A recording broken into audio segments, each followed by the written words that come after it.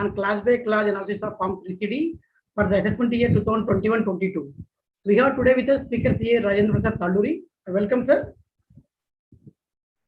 I extend my heartily welcome to respected senior members and my colleagues in the Management Committee, Treasurer CA MS Rajambal and Shikasa Chairman CA ACS Reddy Garu. Welcome both of you. Members, as we all know, we are getting back to our routine works of this pandemic waves, and one of our core areas of practice is tax audit. On the request of members, today we have chosen this topic, class by class analysis. Friends, this tax audit requires a lot of honors and responsibility on all of us before signing or discharging our duties. We should ensure proper care and responsibility. As you are observing, there are a lot of changes every time, and we thought of conducting the seminar by and taking from learned speaker. I'm quite sure that today's discussion will be more fruitful and enlightening to all of us and the participants, and it will be a wonderful session to every one of us. Without taking much of your time, I'm moving to the session so that we can hear from our learned speaker. Before that one more thing to members, request all of you to pose your questions in Q&A session only. Now I am requesting our treasurer CA MS Rajambal to introduce today's speaker. Rajam. Yep. Thank you, Satish. A very, very warm welcome to the speaker of the day, Rajendra Prasad Garu, known as RP for all of us. And a warm welcome to the Secretary, Hyderabad and Secretary Chairman. Rajam, your voice not audible, madam. And very happy. RP sir, you are a regular. Is it not? Is it okay now? Yeah, good. Is it okay now? Yes, yes. Am I okay now? Yes, yes, yes. Yeah. Yeah, some kind of internet. So, RP Talluri sir, you know, he's the founder of his firm, CA Institute and Institute of Costworks Accountants, and has got more than 15 years of experience in both direct and indirect taxes. He has authored a book, A Comprehensive Approach to Direct Tax Law, comprising of 4 volumes aimed at meeting the requirements of students pursuing CA, CS, and CWA. He was felicitated by the Honorable ex-Chief Minister of Andhra Pradesh for authoring a book on direct taxes at a very young age. He has contributed several articles on taxation in leading magazines. He is a visiting faculty at CA Institute, CW Institute, Hyderabad, Vijayawada, Bangalore, where he has addressed more than 100 seminars all over the South in aspects relating to GAR, POEM, TP provisions, PE, GST audit, GST returns, and GST impact on healthcare.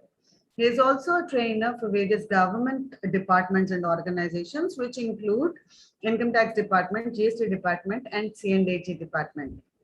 He has worked as a financial controller for world's largest tobacco trading company. He was also instrumental in implementing zero-based budgeting created on activity-based concept in Microsoft, which was actually called as the icon budget and was immediately admired and adopted by the company. I present this renowned and well-versed speaker to the Hyderabad audience. Sir, welcome, and we're all eager to listen to you. Thank you, Raja. RP sir, now the screen is yours.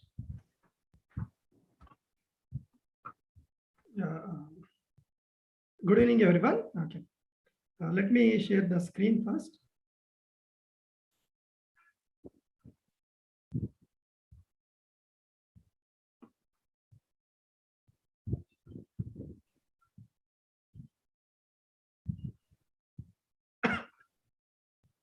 Is it visible, sir?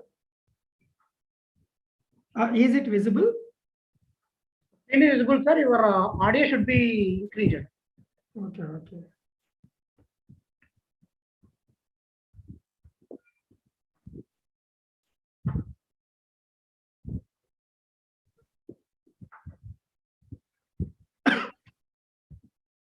Good evening, everyone. Okay.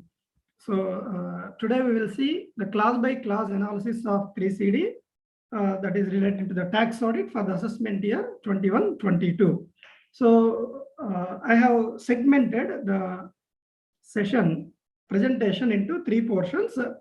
One is the discussion of the forms 3CA, 3CB and 3CD. And second portion, what are the common mistakes which we are doing, or which everyone or majority of us were doing, because of which it is resulting in litigation, and or it is getting added through 143(1)(a) or 143(3) adjustments, etc. And the third will be cross-checking the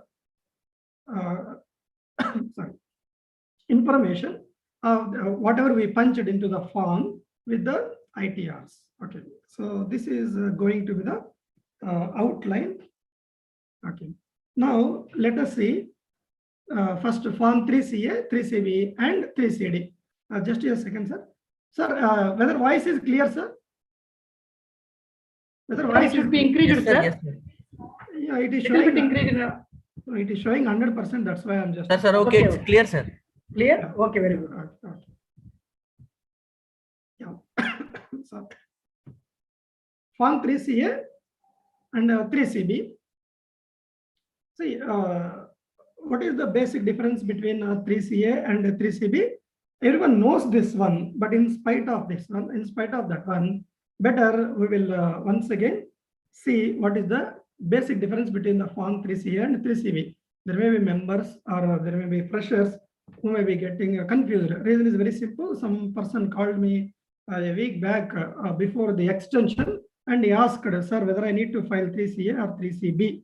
It means there is a confusion. There is a confusion. There is a doubt. Means yes, at least it may be 2 or 3% of the population has a doubt. But what is the basic difference?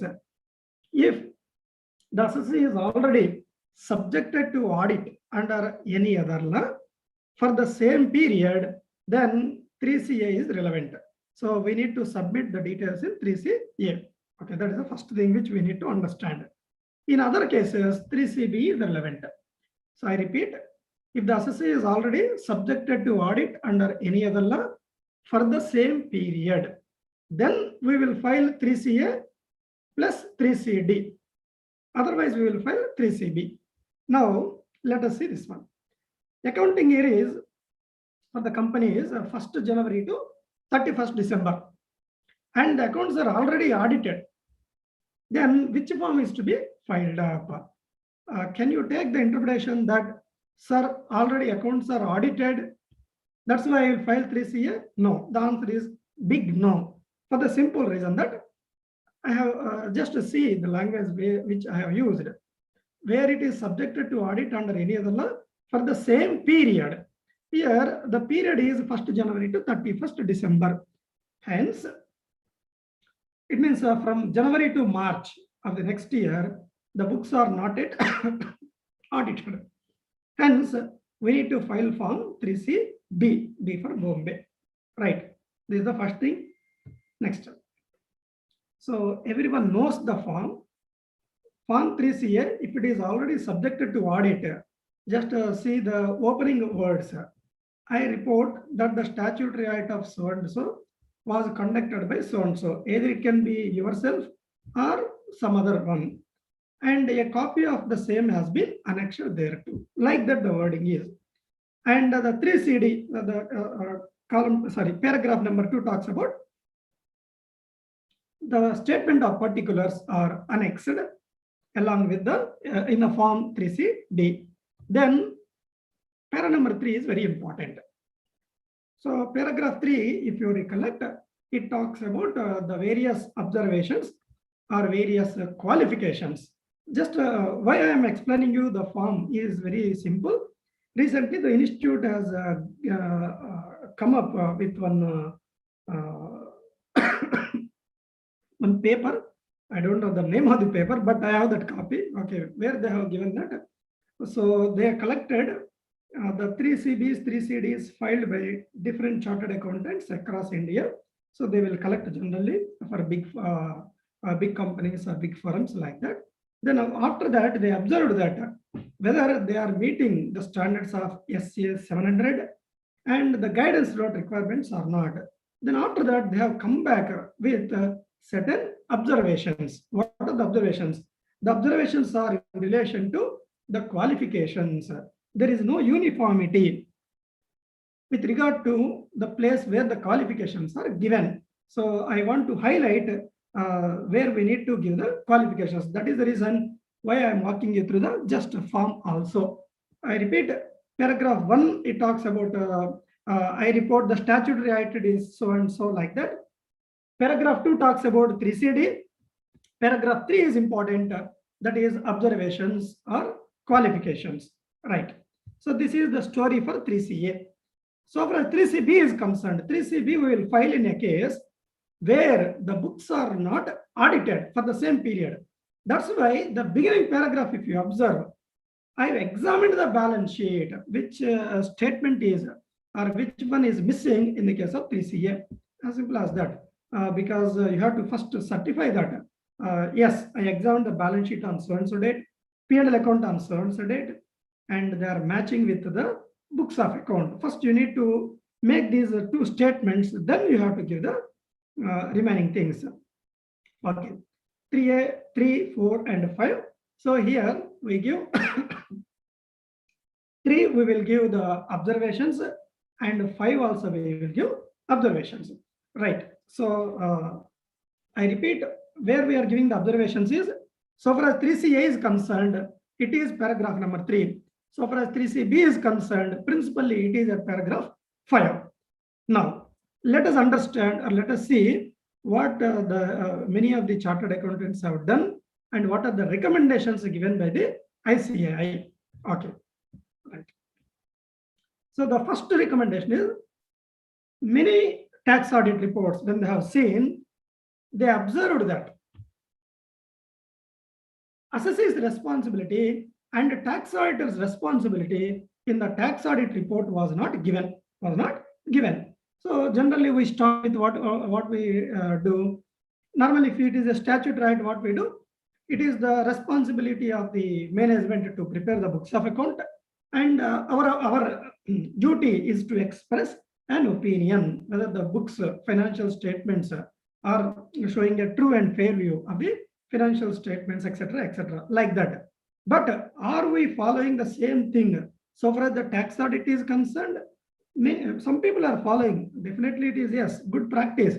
But they observed that many people are not following. That's why they are given this as a recommendation. What is that recommendation? Just see here. So, example I have given. So, how we have to give? So, the assessee is responsible for the preparation of statement of particulars furnished so and so.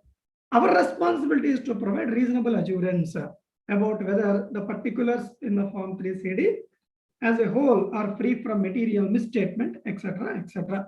So this is the recommendation which is given. And the top I have given what is the paragraph number of the guidance note. In the guidance note on the tax audit, paragraph 11.9, it talked about what should be the style and form of presentation. So this is the first issue. So the first issue, everyone of us has to be careful. What is that one? So in the tax audit report itself, we have to express that what is the auditor's responsibility, what is the assessee's responsibility. How we are doing for statutory audit, the same way we have to do even for tax audit. So I am following, excellent, no need to worry. But others who did not follow, let us going forward, we will follow the same thing. Okay. Next one. Duty in relation to qualifications. Okay. How it should be qualified. See, whenever we are giving qualified report, whenever we are giving a negative report, then along with the negative or qualification, we have to give the reason also. It means any person, it may be assessing officer, it may be regulatory authorities, whoever is seeing this particular form in our tax audit, the first receiver would be assessing officer only. We won't share to any other person unless there is a specific query, right? So, so that they can understand exactly what happened. So, if qualification is given along with the reasons. So, as simple as that, it has to be a self-contained document. in one paragraph, wherever you are giving, you have to give along with the reasons, Sir, is it your experience or are you guiding us? No, it is from paragraph 14.5 of the guidance note. And recently, the institute come up with a paper which they have reiterated the following are the common mistakes which majority of the people are doing. That's why we want to make a suggestion that going forward in this way it should be. Okay, so we have seen two things. The first thing is our responsibility. What is our responsibility as an auditor? What is the management responsibility? Second, if at all we are giving a qualification, if at all we are giving a negative report, then let us give the reasons also. Then next one. Right, sir, in which place I have to give observations or qualifications? Whether I have to give in paragraph 3 in the case of 3CA or paragraph 5 in the case of 3CB, B for Bombay, or I have to give in the notes to accounts. I have to give in the notes to accounts. See, if it is a statutory audit, yes, we know where to give because it is a offline document. But in the case of 3CA, 3CB, it is online document. Then where we have to give, and here we don't have the choice. They have given the format and we have to fill in that particular format only. Okay, right, okay. Where we have to give, whether it is at the class paragraph number 3 or 5, or whether it is to be at the in the notes to accounts. Remember that there are 3 types of observations. Number 1, observations affecting 3 major aspects like obtaining information. I have not obtained information. I asked as a tax auditor, you also have the right to ask. And you started seeing the balance sheet.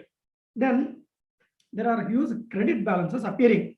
Then in order to avoid the invocation of section 68, unexplained cash credit, etc., or long pending creditors, etc., you just asked, sir, I want to see the confirmations. I want to see the easing.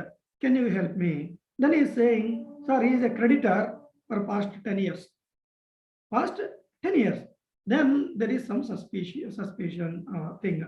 Then you ask, sir, I want the details. I want the invoice, original invoice, or I want what the things,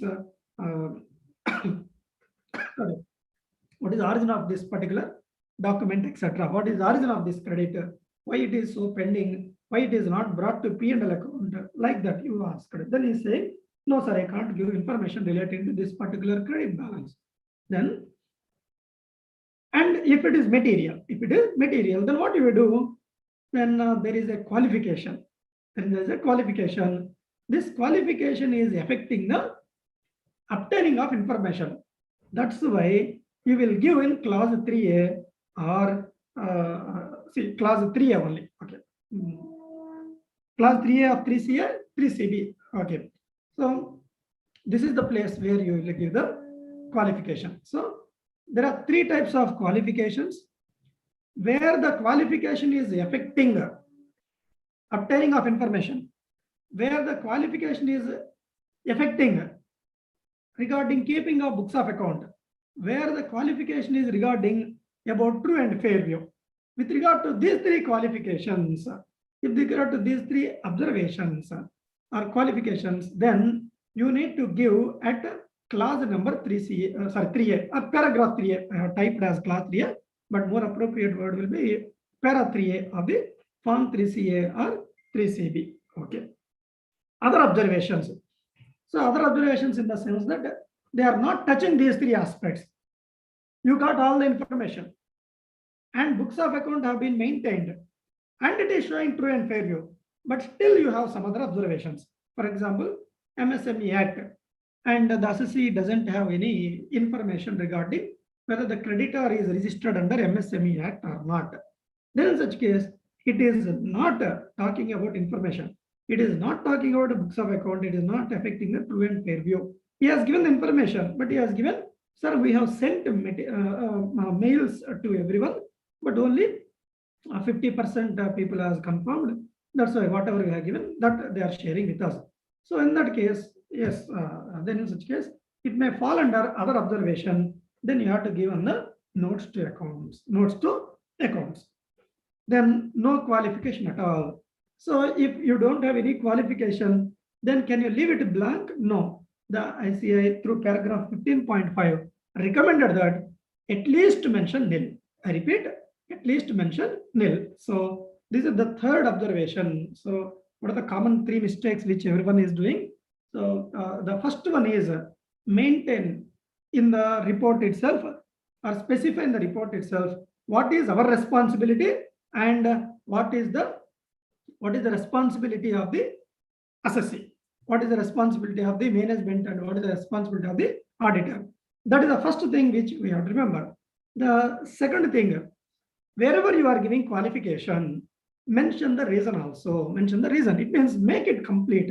Anyone, whoever is seeing, he should be able to understand what we are trying to communicate. As simple as that. Third, sir, I have qualifications. I want to give. Is there any place? Yes, there is a place. What is the place? If the qualification is affecting three aspects, any of the three aspects, like getting information, books of account, true and fair view, maintain in the 3A itself, paragraph 3A itself, we have to mention. If it is other observation, you can specify in the notes to accounts. Then if there is no qualification at all, sir, can I leave it like that? No, you can't leave it like that. You have to mention clearly as nil. You have to clearly mention as nil, right? So these are the recommendations made by our institution, our institute. Now, having completed 3C and 3CB, now let us go to 3CD, right? So the first 8 classes, they are forming part of part A. Okay, starting from the name of the assessee, address, PAN number, whether the assessee is liable for any other audit, excise duty, service tax audit, GST, customs duty, etc. What is the status? What is the previous year? What is the assessment year? Indicate why you are doing a tax audit, because of which clause you are doing a tax audit. So all those things we have to mention here. Then whether the assessee has opted for this is a new one. 8A is substituted compared to the last year. So what it is reading, just let us see. Whether the assessee has opted for taxation under 115BA, BAA, BAB, BAC, BAD. Okay, right. This clause is last year. This clause is there very much in the last year, but last year 115 BAC and 115 BAD were not there. These two have been added, BAC and BAD. Okay, as you know, BAC is applicable for individuals and HUFs, where they want to forego various deductions, exemptions, etc., and they want to go for a concessional rate of taxation. 115 BAD, it talks about that cooperative societies, eligible cooperative societies, right? So these are the things which you have to give. Now, what are the issues here? Okay, right. What are the issues here? Then, so whenever we are talking, we are asking the question that whether the assessee is liable for audit under various things or not. So this we have to take it as a management representation, saying that yes, what are the various tax, what are the various acts, statutes under which you are liable for that audit? Can you give me the name of the statute and the number? If it is customs, give the IEC code.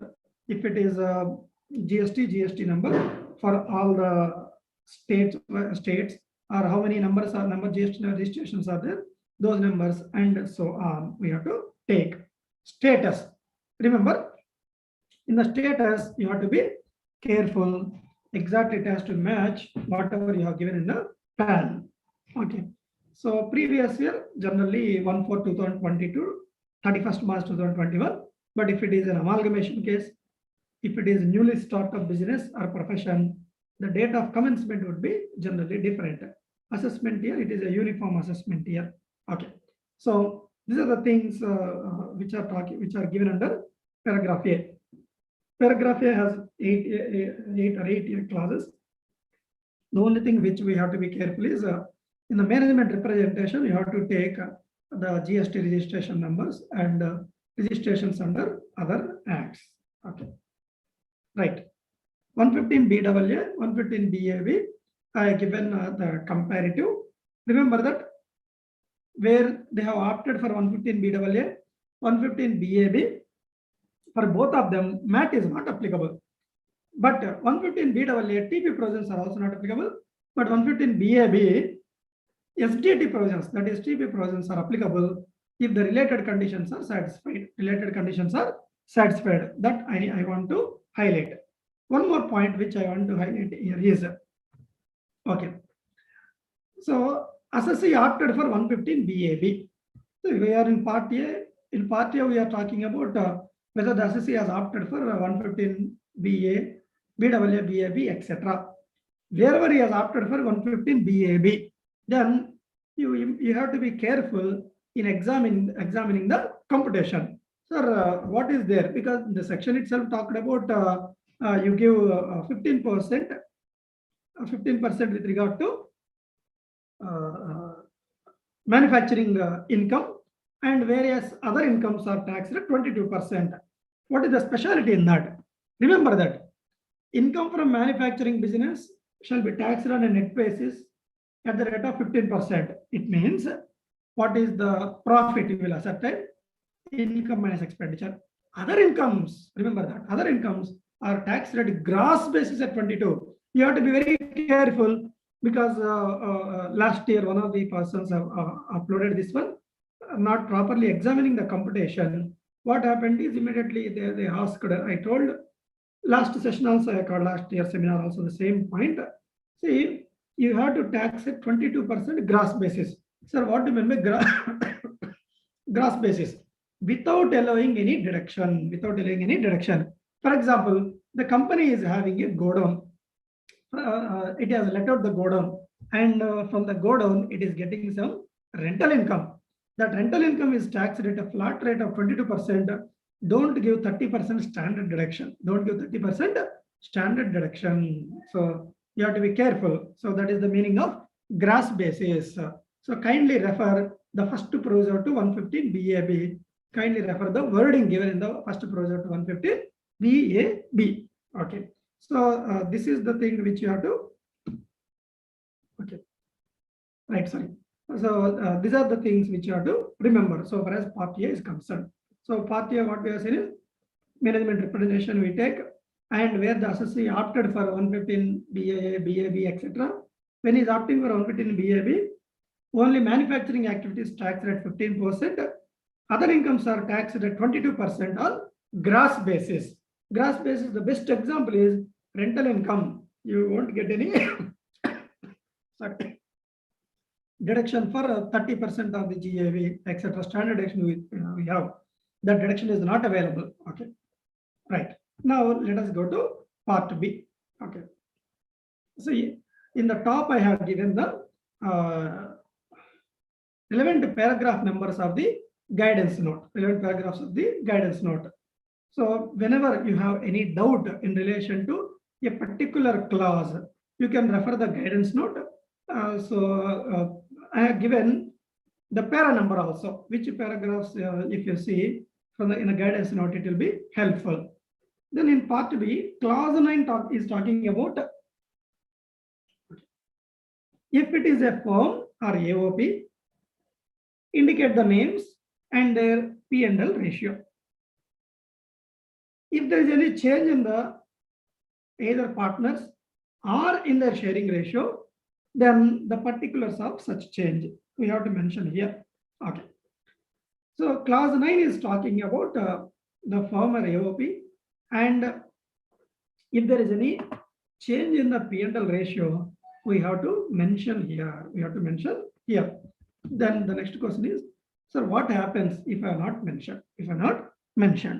See, if you are not mentioned here, you forgot, or he has told you, so there is no change. We cannot trust. Immediately we have to ask, is there any addendum? Is there any change in the partnership deed? So we have to take a specific representation. If he says that no, it's excellent. If there is a change, but we forgot to mention here what is its impact.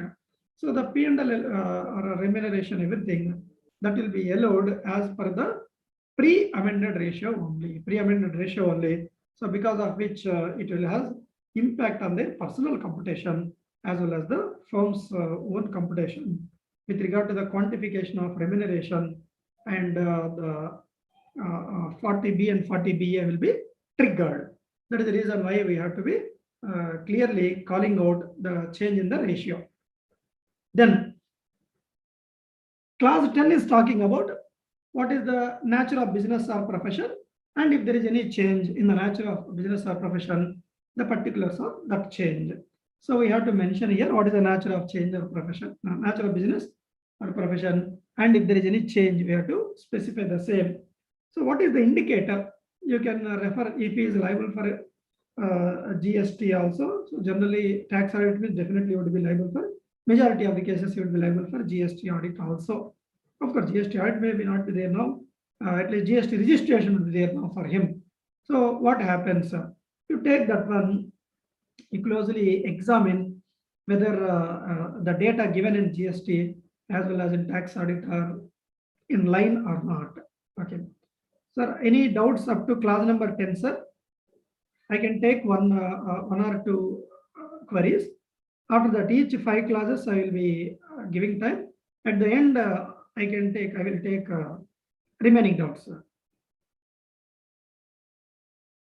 Okay.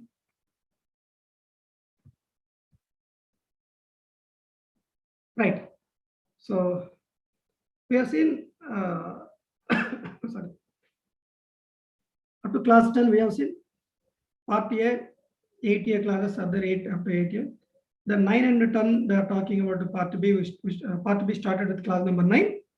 Then the next one is class 11. Okay, we have to be very careful while attempting answer for this class. What is that one? Class 11 talks about 3 things: books of account prescribed, books of account maintained, books of account examined. 3 things, I repeat: books of account prescribed, books of account maintained, books of account examined. It means whether there is any list of books of account given by the act itself. If the answer is yes, write yes, then give the list. Then where they have been maintained, and whether they have been maintained or not. Then last one, what are the books and documents which have been examined? Documents which have been examined. If it is maintained in cloud basis and cloud, then in such case, you write that these books have been maintained in a computerized environment, and you have to give the IP address also. Okay, so that we have to give, right? So we have to be very careful about this one. Reason is, I don't want to reveal the name of the client associate. So what happened is, they are maintaining in cloud. The main server is located in Dublin. Then the assessing officer issued a notice, and he asked the chartered accountant also, why can't I levy penalty under 271J for wrong information, incorrect information, because you have not mentioned this one. Of course, later on, we advised them to represent that it has been maintained in a computerized system. There is no mens rea for us. There is no guilty of mind, and it is an inadvertent error, etc., etc. And okay, that got deleted. That is a different story. So, but we have to remember that particular aspect that I mean to say. What are the books of account prescribed, books of account maintained, books of account examined? Next, sir, I am a business associate. Whether I will put yes or no for 11A. So remember, if you are a business associate, always specify books of account prescribed under 44AA means you have to specify no, because 44AA is talking about only specified professions, specified professions. So first of all, 11A, in 11A class, answer is generally no. But if the assessee is engaged in a specified profession, then it will be yes. Then it will be yes. In all other cases, it will be no only. Because if you refer 44AA, it talks about if he is a business assessee, if he is a business assessee, then he has to maintain such books of account which enable the assessing officer to derive the total income, like that it is worded. On the other hand, if it is specified a profession, then it is giving the books of account. Okay, so which have been given in the rule 6B. Okay, so this is the point which I want to highlight. Okay, then the next one is 6BB. Okay, whether the P&L account includes the profits which are taxable on a presumptive basis, So if the profit and loss account includes the various amounts which are taxed on a presumptive basis, then you have to put yes. Okay, 44 AD, everyone knows this one, 8%, 6%, etc. 44 AE, okay, right. 44 AF, 44 B, shipping business of a non-resident. BB, supply of plant and machinery and equipment in relation to a turnkey power project. 44 BBA, aircraft business. 44 BBB, again construction business. Chapter 12G, non-resident Indian opting for a special scheme of taxation, concessional rate of taxation. First schedule, it is applicable only for insurance companies, any other relevant section. So, if the assessees, P&L includes any profits and losses, profits and gains, which are taxed at presumptive rate, that we have to give there, right? Then clause 13. So clause 13, 13 A, B, C, D, E, and F. 13 A, B, C, it is talking about, okay, method of accounting employed, whether there is any change in the method of accounting employed. If there is any change, what is its impact on account of change in the method of accounting, that we have to give. Then whether any adjustment is required to be made to the P&L for complying with provisions of ICDS under 145(2). So DEF. So DEF, F is in the next slide. Okay. So DEF, they talk about ICDS.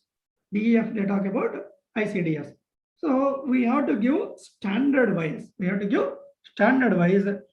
Whether any adjustment is required to be made to the profit and loss appearing in the computation on account of complying with the ICDS, So then if it is yes, we have to give standard wise. What is the ICDS 1? Increase in profit, decrease in profit because of ICDS 1. What is its impact on profit, etc. Sir, I have in ICDS 3, it has 4 adjustments. All the 4 adjustments, whether I have to add at the same place, I have to give a combined, or I have to give item wise. So we have to give item wise in the sense that ICDS 3 construction contracts 1, 2, 3, 4. It means each adjustment is to be given separately. But we will see how the utility allows us. If the utility is not allowing multiple rows, then we have to combine and give, right? Otherwise, we have to give in as an annexure, specified in the annexure, the details, etc. So we have to be very, very careful. We have to be very, very careful when you are doing this one. Okay. So I'm not covering much regarding the ICDS. Okay, so it will take a separate session itself. Okay. Right. I will just give one example which will have impact on account of opting complying with the ICDS. Construction contracts are there. So in the case of construction contracts, retention money treatment. So the retention money treatment is different so far as ICDS is concerned, and regular account standard or Ind AS is concerned. Regular account standard or Ind AS, they talk about retention money will be recognized as an income only after the related conditions relating to the realization have been fulfilled and the entity is confident about recovering the same. So measurement is satisfied, recovery principle is also satisfied. In that year only, you will recognize it as a income so far as regular standards are concerned. For example, the contract is for 100 crores, 5 crores is retention money. This 5 crores will be released to the company only after 15 years. Only after 15 years. So after the 15th year, you have to examine whether the entity can recover. Number two, whether the entity can measure. If the two conditions are satisfied, in the 16th year, it will recognize it as an income. This is so far as regular ICDS, regular standards are concerned. But the ICDS, the prescription of ICDS is different.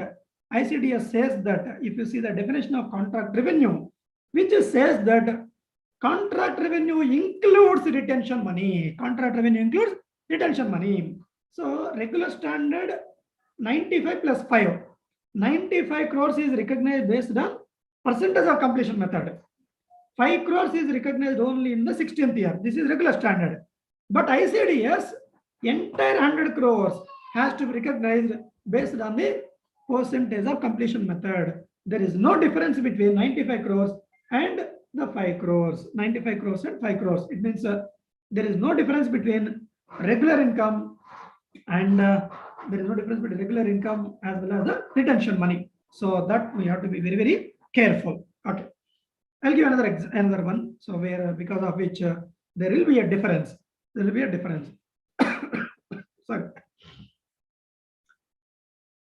So far as fixed assets are concerned, fixed assets are concerned, interest on borrowed capital. See, interest on borrowed capital, interest on borrowed capital. Under the regular standards, interest on borrowed capital will be capitalized only if the asset is a qualifying asset, in the sense that it is taking substantial period of time, that is 12 months, in order to make it ready for its intended use, sale, etc. So if the if the asset is taking substantial period of time, then only you capitalize the interest. This is so far as the regular standard is concerned. But so far as ICDS is concerned, it simply says that whatever interest is attributable to a qualifying asset, an asset, it has to be capitalized. There is a difference between general borrowings and specific borrowings. We will take a simple case of specific borrowings. If it is a specific borrowing, then even if it is taking 2 months, it has to be capitalized. It has to be capitalized. I repeat this one. You have taken 25 crores loan to fund a particular asset. The asset value is 30 crores. You have 5 crores of your own money. You have taken 25 crores to fund this asset. And it has taken only 2 months time to bring that asset to the intended use. It took only 2 months for bringing the asset for its intended use. Then in such case, as per regular standard, what we do, since it has not taken 12 months, let me debit to P&L account whatever borrowing cost is there. Like that you will do. But so far as ICDS is concerned, nothing doing. If it is a specific borrowing, and irrespective of the time which the asset is taking, all the interest which is incurred till the asset is ready for its bringing put to use, that has to be capitalized. So like that, each standard can be explained in detail. But these are the two things which I want to share with you. So standard wise, we will see in a separate session. Okay, exclusive session on ICDS. Okay. Then 13F, it talks about disclosures. What are the disclosures as per ICDS 1? ICDS 1 accounting policies. So you can give that. It is given in the notes to accounts in paragraph number A, point number 21. Something like that you can give. So this is all about clause 13. I repeat, clause 13. First three things. It talks about general points like method of accounting employed, whether there is any change, and what is the quantum, what is its impact on account of the change. Then the next one is a DEF. They talk about ICDS. While explaining the ICDS, I given two examples. Kindly remember, and in a separate session, we will be seeing what are the various differences between regular standards and the ICDS. What are the various differences between Ind AS and ICDS? Okay, in this session, we'll skip that one. Okay. And 13F talks about disclosure aspects. Okay. Next one, paragraph 14. 14 talks about method of valuation of closing stock. So in the case of deviation from method of valuation, we have to give the impact. So what to remember this one? Method of valuation will be what we give. The closing stock is measured at a cost or net realizable value, whichever is lower. Then what is the deviation? The deviation, what we write is the company has adapted, or the assessee has adapted. The company, while preparing the books of account, he measured the stock based on the net basis. It means it has not been inclusive of the GST component. But 145A, it talks about no, you have to include the all taxes also. But even if you include the taxes, its effect will be neutral on the profit that you have to give. So in para 23 and 24 of the guidance note, they are given an example. So in the books, what appears is GST will be in a separate account, but that whatever is appearing, that you have to segment into what is the GST attributable to opening stock, what is the GST attributable to purchases, what is the GST attributable to closing stock and sales, what is the remaining GST which has gone into consumption. So a single number which is appearing, that we have to bifurcate and we have to keep it at 5 places: opening stock, purchases. Because in the books, what we do, opening stock, purchase, everything, closing stock, sales, everything we do at a net basis. But 145A as well as ICDS 2, they ask us, no, kindly add them and measure. So you have to take the GST account, that you have to split into 5 components. How much is the GST is attributable to opening stock, purchase, sales, closing stock, and how much is attributable to consumption, right? Then the 15th clause, it talks about details of the capital asset converted into stock in trade. Where the capital asset is converted into stock in trade, what happens is it results in capital gains tax, but the capital gains tax will be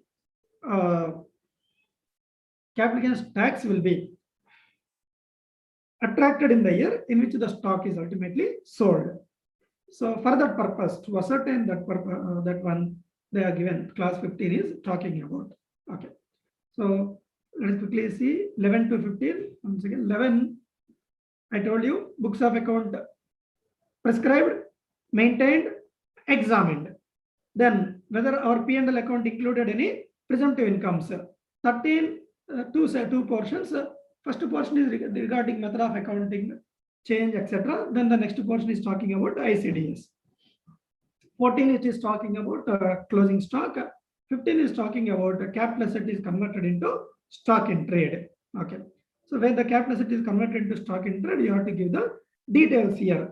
Remember that even though capital asset is converted into stock in trade is treated as a transfer for the purpose of attracting the capital gains, but the real tax will be attracted in the year in which the stock is ultimately sold. Okay, right. Now let us see class 16 to 20. Any doubts, sir, in class 11 to 15, or shall I take at the ending only? No questions posted, sir. Okay, right. Okay. Yeah. Right. Now let us say clause 16. 16, it talks about amounts which are not credited to P&L account, being the items falling within the scope of section 28. So an item is falling under section 28, but it has not been credited to P&L account. So if it is any item, we have to mention there. Likewise, duty drawbacks, if they are not credited to P&L account, you have to mention here. Escalation claims accepted, any other item of income, capital receipts, etc. Remember, you have to read this along with the opening. What it is talking about, amounts not credited to P&L account. So first of all, it is not an amount which is credited to P&L account. If it is credited, don't disclose it all. So an item is not credited to P&L account, then you are giving separately all the items. Okay. Then here I will explain this because this is a new one.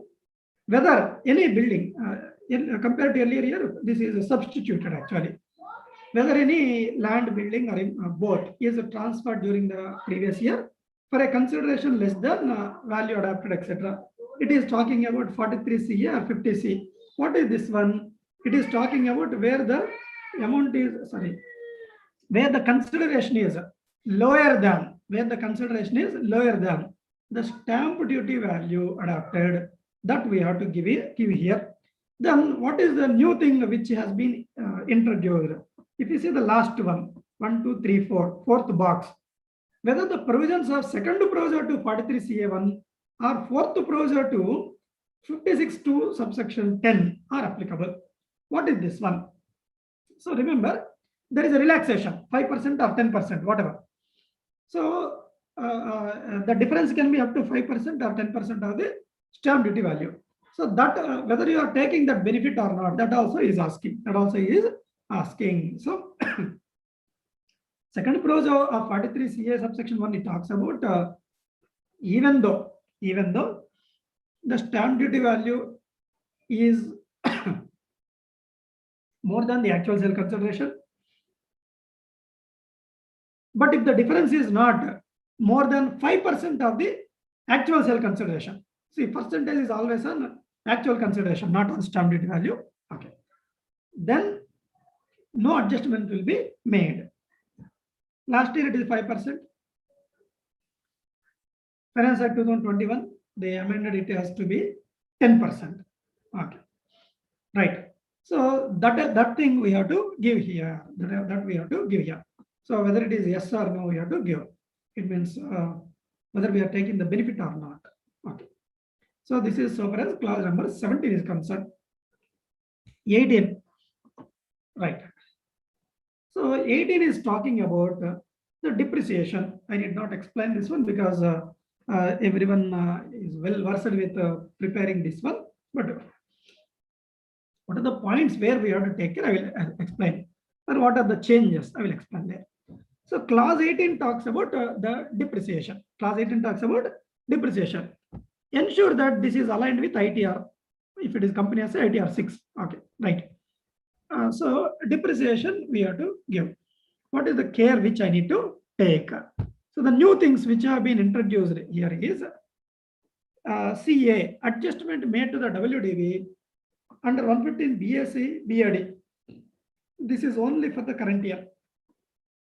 Adjustment made to WDV of the intangible asset due to excluding goodwill adjusted WDV. So what is CA and CB? What is CC? CC is adjustment. Okay. CA and CB. What is this one, sir? What is 115 BSc and BAD adjustment which we have to mention here, which you have to mention here. Only one-time relaxation has been given for the associates who are migrating to 115 BAC and 115 BAD during the current assessment year. Current assessment year is, see, for our tax audit purposes, current assessment year is assessment year 21-22. I repeat, assessment year 21-22. So your client is opting for 115 BAC, that is individual or HUF. He says that I don't want any of the exemptions. I want to go for concessional rate of tax, phase wise, 5%, 7.5, 10, 12.5, and so on. Okay, I want to go with that one. 115 BAD, it talked about cooperative societies. Okay. So when your client is migrating for the first time, as per the provisions of 115 BAC or 115 BAD, if there is any unobserved depreciation, attributable to various assets, that has to be foregone. As per 115 BAC, when you are migrating to this one, if there is any unobserved depreciation, that has to be foregone. This is the plain reading of 115 BAC and BAD. Then what is the relaxation which they are given for assessment year 21-22? For the assessment year 21-22, what they have done is, in order to encourage more number of business assets to migrate in the current year itself, what they have done is they are given a relaxation. Don't worry, you have a unobserved depreciation of 25 lakhs. Unobserved depreciation of 25 lakhs. That 25 lakhs, whatever unobserved depreciation is there, that you had to block off asset. If you had to block off asset, what happens? You can claim staggered depreciation. You can claim depreciation for the future period. So this relaxation is given only for the current year. Current year in the sense that assessment year 21-22 only. Suppose your client is saying, no sir, I don't want to opt for this for the assessment year 21-22. I will go for 22-23 onwards. Then whatever unobserved depreciation is there, that will be lapsed. So if he is migrating in the current year, assessment year 21-22, whatever unobserved depreciation is there, that he can add to block of assets. Indirectly, what happens is he can claim depreciation for the future periods. On the other hand, where he is migrating in the future years, assessment year 22-23 onwards, then whatever depreciation is pending, unobserved depreciation is there, that will be lapsed. That's why in the form also they are given for the assessment year 21-22 only, that they are given. Right. I hope that all of you understood. This is the only change in this depreciation schedule. The next one is adjustment on account of goodwill. What is this goodwill adjustment? So Finance Act 21, what they have done is they have made an amendment. So in order to nullify the various Supreme Court judgments, Supreme Court has given in Smith's securities case saying that depreciation is allowed on goodwill. So that is the essence of the judgment. Now what they have done is, no, you are no longer eligible to claim depreciation on goodwill. Like that, they amended the law. So, but in your intangible block of assets, there is a goodwill sitting. Then what to do? You have to calculate the notional WDV of the goodwill. Then that amount is to be reduced from the WDV value, and the remaining amount only you have to claim depreciation. I repeat. So the Finance Act 21 has made an amendment with relation to goodwill, but which is effective from assessment year 21-22 onwards. That's why this is appearing in our present form now. So what we have to do is, so the amendment is no more depreciation on the goodwill. Okay. Then if there is no depreciation on goodwill, what to do? So calculate what is the notional WDV. Sir, my present block already included. Lot of depreciation. The WDV of the goodwill. Then what to do? So assume that is the only asset in the block. Calculate depreciation on a year-on-year basis. Then arrive at what is the WD, notional WD for the current year. Notional WDV for the current year. That amount is to be reduced from the block of assets. Then your doubt would be, sir, it is quite unfair because what they have done is we are reducing the WDV, so depreciation will be on a lower amount, definitely. But whatever you reduced, that will be treated as a capital asset. And if you sell after some time, then you can claim indexed cost of acquisition. Indexed cost of acquisition. So remember that indexation benefit is available to intangible assets. Intangible assets, even though depreciation has been provided on the same. So that is the reason. So whatever WDV you have certain and reduced, that will become notional cost of acquisition. Later on, you are selling goodwill. So sale of goodwill minus indexed cost of acquisition of this goodwill. You will take that one and capital gains will be calculated like that. Okay. So this is the thing which you have to do. Right. Okay.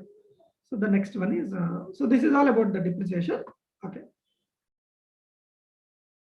So here, amounts admissible under various sections, 32 AC, 32 AD, 33 AB, ABA, 35, and so on. I am not given the remaining things. So what is the amount debited to P&L account? What we have to give? What is the amount debited to P&L account? How much is admissible as per the Act?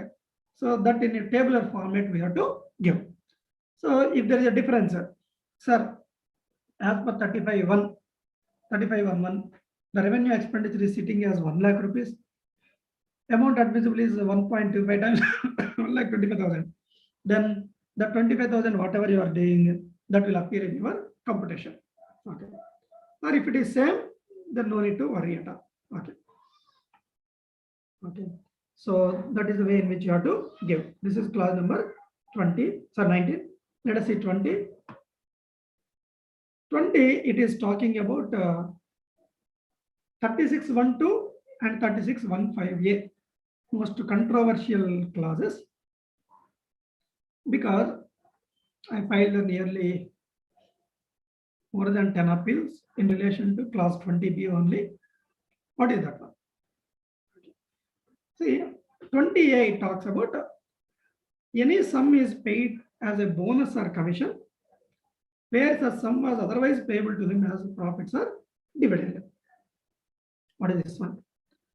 So bonus or commission, if it is paid, but if it is payable as dividend, then you have to mention here. I repeat, any sum paid to an employee as bonus or commission for services rendered, where such sum was otherwise payable to him as profits or dividend. Okay, that we have to give here. Sir, what they are asking here?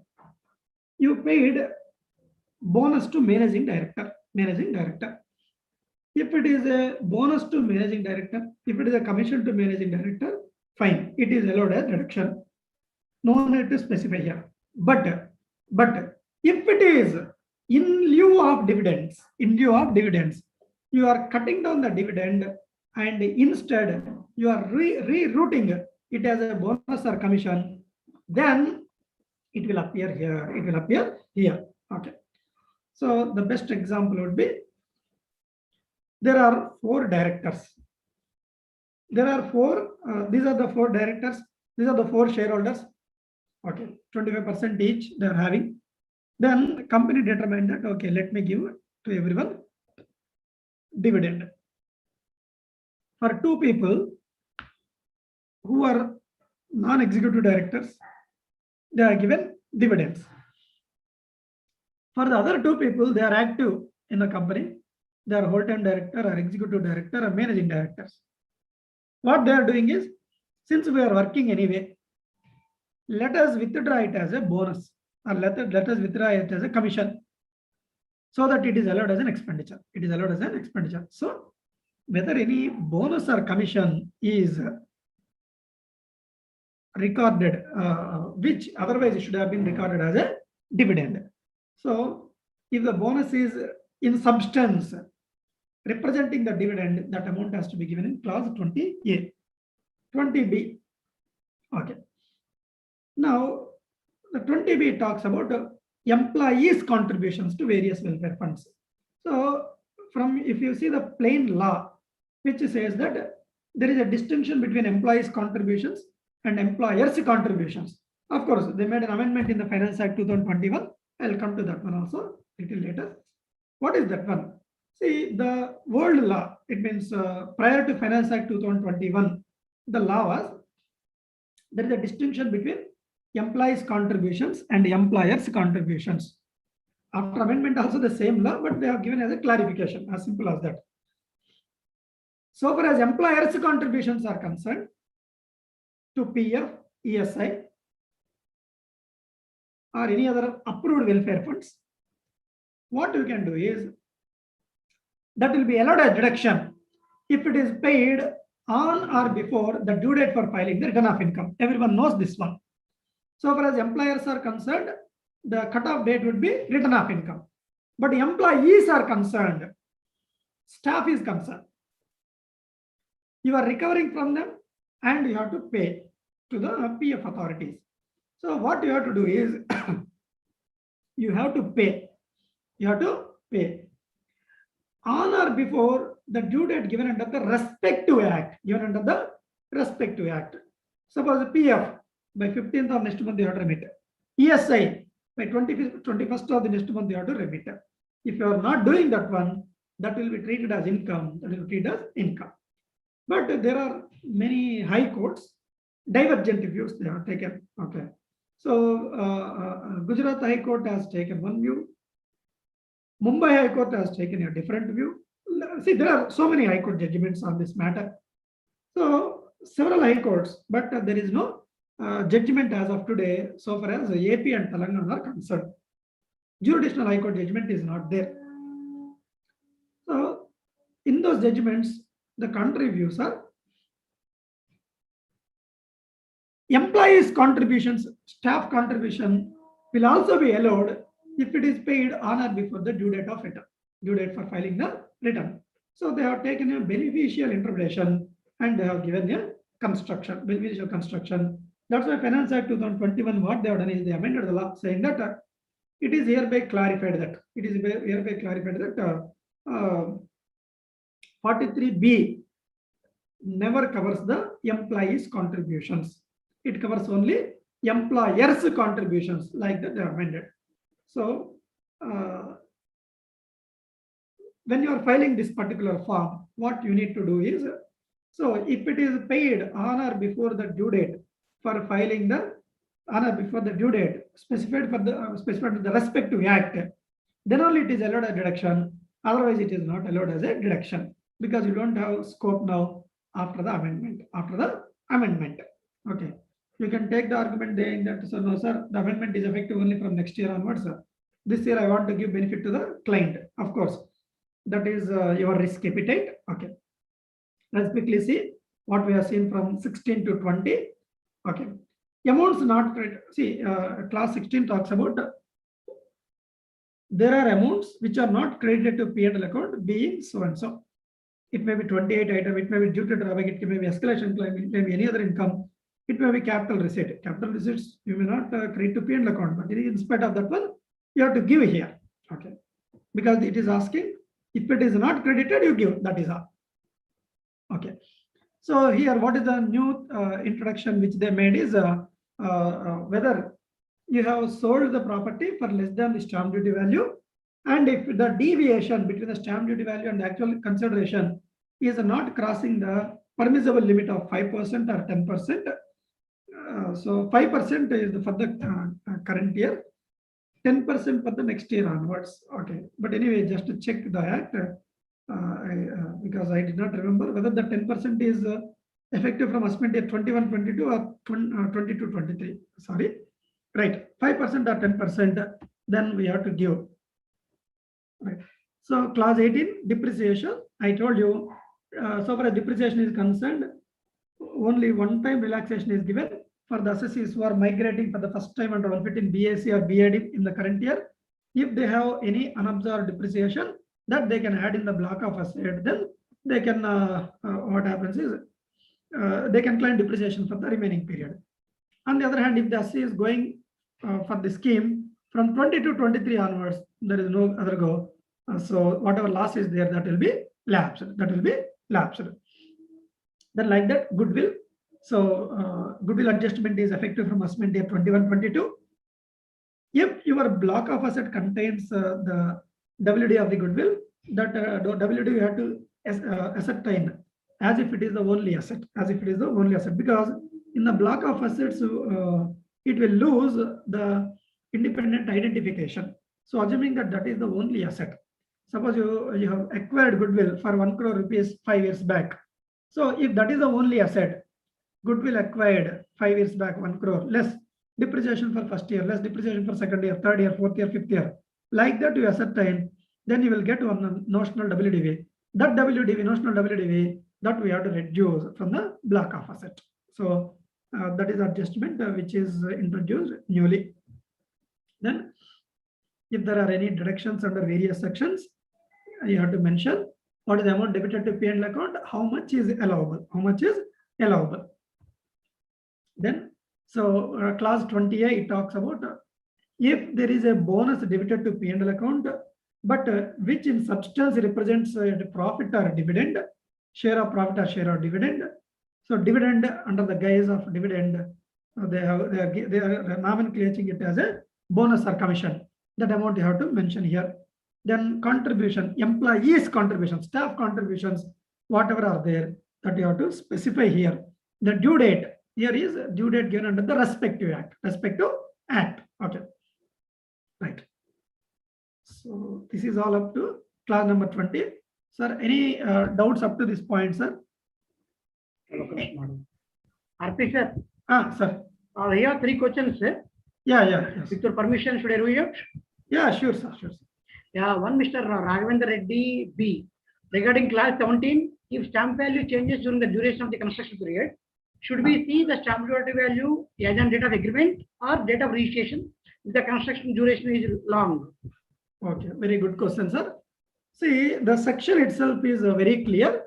Raghu sir, the section is very clear. What it talks about is generally the stamp duty value on the date of agreement will be taken, provided you have received consideration, at least some part of the consideration in the form of non-cash, like account pay check or through RTGS, etc. So you have to take as on the date of agreement. If at least 1 lakh rupees, at least part of the amount, it can be 1 lakh, it can be 50,000, anything. If it is received as on the date of agreement or prior to the agreement. If it is not like that, you are not received at all anything, then in such case, what happens is stamp duty value as on the date of registration is to be taken. I hope that I am clear, sir. The next question, sir. CA Kumar. To which block we should add the unabsorbed depreciation upon opting 115 BAD? BAD. See, respective block, Mr. Siva, CA Sivaji. See, what we have to do is you have to ascertain there will be building block, there will be plant and machinery block, there will be furniture block. But 115 BSc BAD, it comes only for these 3. See, to the respective block you have to add. That is all. Yeah. The next one, sir. Yeah.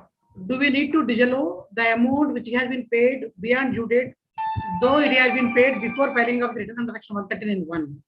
Yes, sir. That's what it depends. See, for this year, assessment year 21-22, because the Finance Act 2021 has amended that provision very clearly, saying that 43B is never applicable. 43B is never applicable to employees' contributions. So, my view is once it is crossed, the due date for filing the due date given under the respective act, it has to be disallowed. Under the last year, earlier years, we have taken the interpretations. Some clients, some tax auditors, they have disallowed, and when they disallowed, automatically the CPC has issued disallowed here, but it is not adjusted in the computation. So CPC made the addition, for which we filed appeals. I filed more than 10 appeals on the same matter, sir. So the conclusion is, so far as the current year is concerned, up to the due date given under the respective act, allow. So far as staff contribution or employees contribution, otherwise don't allow. So you don't have the facility of filing up to 139(1) date, sir. That is my view, sir. Thank you, sir. Yeah. The next question, CA Mohammed Shoaib. Yeah. In PF and ESA, employees contribution, can the due dates be increased by 5 days of grace period allowed? That's what, sir. See, the grace period also, okay, there is one High Court judgment where they have taken within the grace period, if it is done, it is allowed. But so after the amendment, you can't give the benefit of even that grace period. Reason is very simple. They amended the law strictly according to the due date given under. Grace period, and now it has been removed in the PF Act. Kindly check that one, sir. Grace period concept has been removed. But only benefit which you can give is last time Raghu sir pointed out this one. If the due date is falling on a Sunday, you can take the next day, because General Clauses Act will come into picture. Thank you, sir. Yeah. Next question, CAA Naidu garu. Sir, you told employee contribution due date is 21st of next month. Please confirm whether it is 15th of next month or 21st. No. 15th is for PF, sir. 21st is for ESI. I repeat, 15th is for PF, sir, Provident Fund. 21st is for ESI. Okay, sir. The next question, sir, anonymous attendee.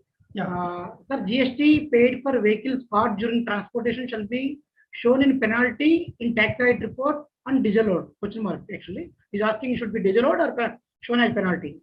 Very good question, sir. Sir, any penalties which are given under the indirect taxes, they are compensatory in nature. That's why my view is they can be claimed as deductions, sir.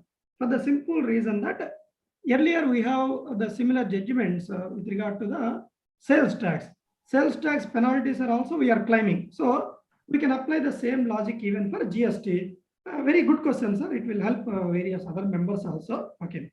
So I may not have covered that point. I did not strike me, but very good question, sir.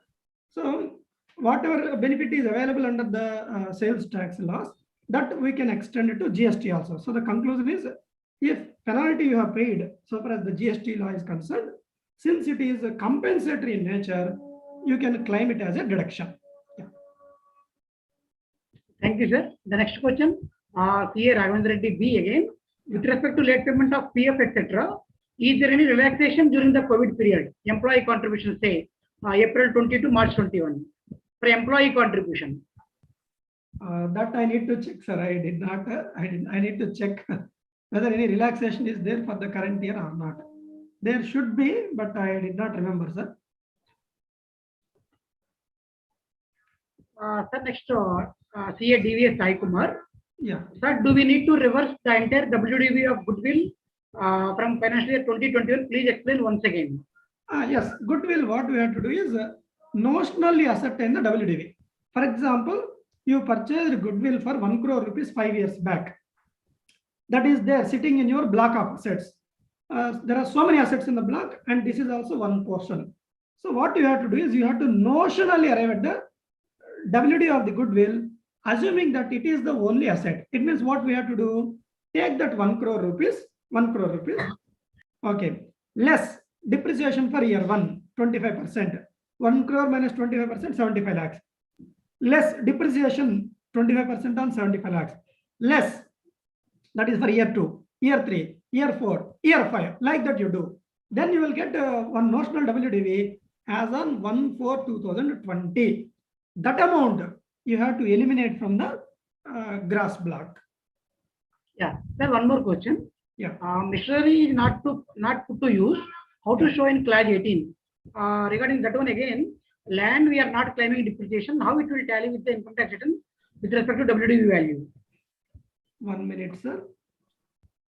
No, here we give only particulars of depreciation only. We won't give the land, sir, here. Here we give only depreciation allowable. So to that extent, definitely your company's block of assets, what they show is it is inclusive of land, but here it won't include land, definitely. Yeah, next Here- question is Sai, yeah. sir. Yeah. Can I proceed, sir? Yeah, please. Yeah. If subscription to clubs and expenses incurred, can they be claimed as business expenditure? If the primary objective of membership is for business purpose only. Yes, sir. That only we are covering in class number 21. That for business purpose, if it is a thing, you can claim, sir. You can claim. We give separate disclosure. That is all. Sir, no more questions as of now. Yeah. With your permission, if you want, you can take 5 minute break and we Yes. can reassemble by 6:30, sir. Is it okay? Yeah. Okay, sir. Yeah. Okay. Okay. Members, requesting everyone to kindly take the break for 5 minutes. We will reassemble again at 6:30. Okay.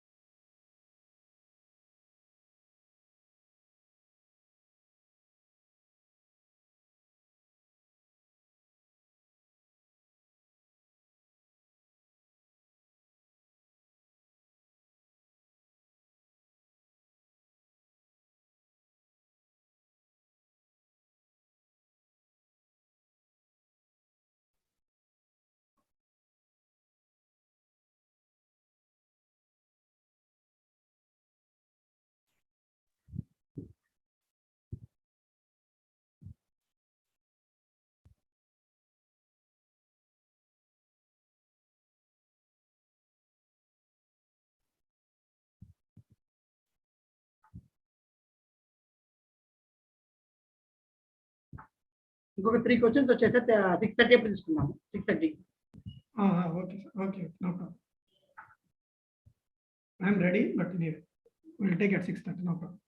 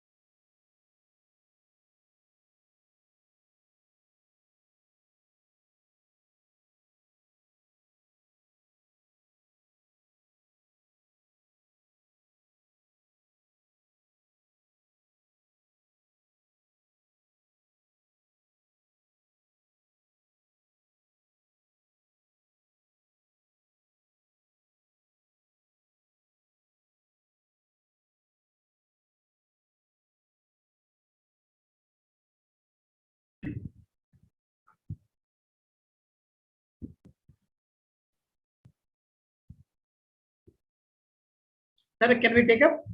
Yeah, sure, sir. Yeah. Whether Swachh Bharat fees can be allowed a deduction. What is that? Swachh Bharat? Whether Swachh Bharat says, sorry, wrongly spelled here. Swachh Yeah. Bharat says. It can be, sir. My view is there is no. It can be, sir. Yeah, it can. Okay. In continuation to the above, whether Swachh Bharat cess can be allowed a deduction and any case law supporting the allowability. No, that cess you can claim. That is there is no case law, but you can claim anyways. Because even recently in this education cess is also can be allowed as a deduction like that. The Sesagova case, if you see Sesagova, they have given that income tax education cess also.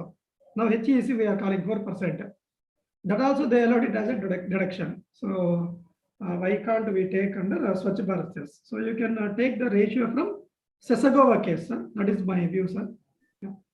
Sure, sir. Sir, Mr. Sai Kumar posted another question linked to earlier question. Yeah. If reverse the entire WDV of goodwill from financial year 2021, what is the accounting treatment? Shall we debit P&L and create goodwill in books? So accounting treatment, let us not bring it here, sir.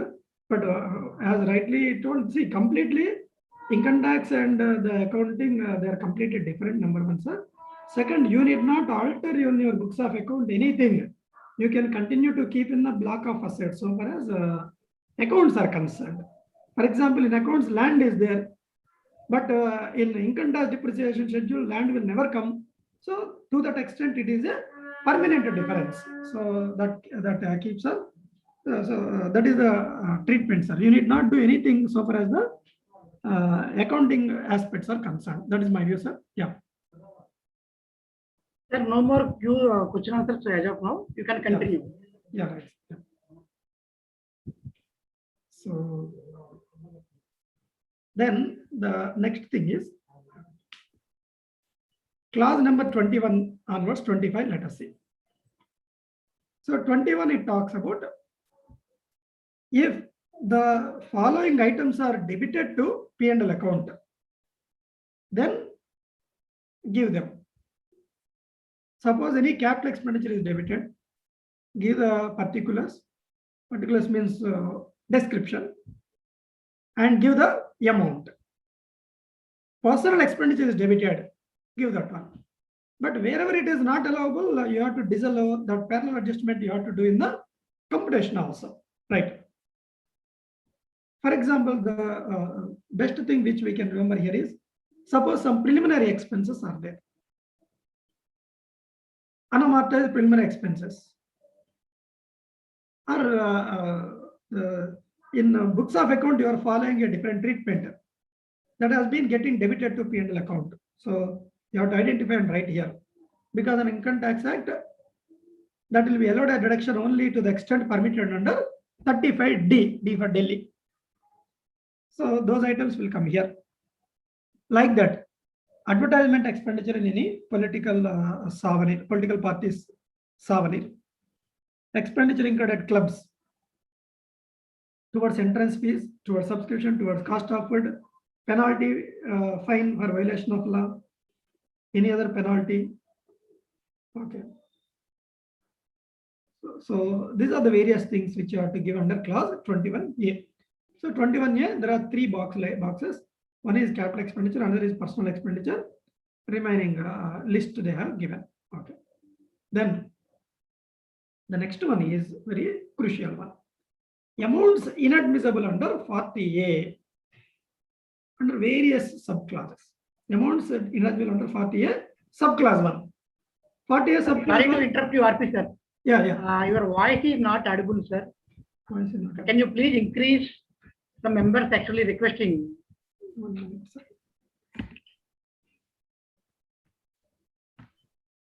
Now whether it is clear, sir? Yeah, it is clear now, sir. Oh, okay. Right. See, amounts inadmissible under 40 small a under various subclasses. 40A small 1, it talks about amounts paid to non-residents. So if you are making payment to non-resident and it is liable for TDS, you should have deducted the TDS. You have not done, then it will be disallowed. Or you have deducted, but you have not remitted on or before the due date for filing the return of income, then it will be disallowed.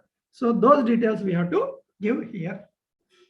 So as a backup document, you can see various 15 CS, 15 CBs which are filed or which are available with the client. Right. Then 40A clause 1A, it talks about payments to residents. Payments to residents. Okay. So these are also whether there is any payment being made to resident on which TDS is required to be done, but you have not deducted TDS. You have not deducted TDS. So that amount has to be indicated here.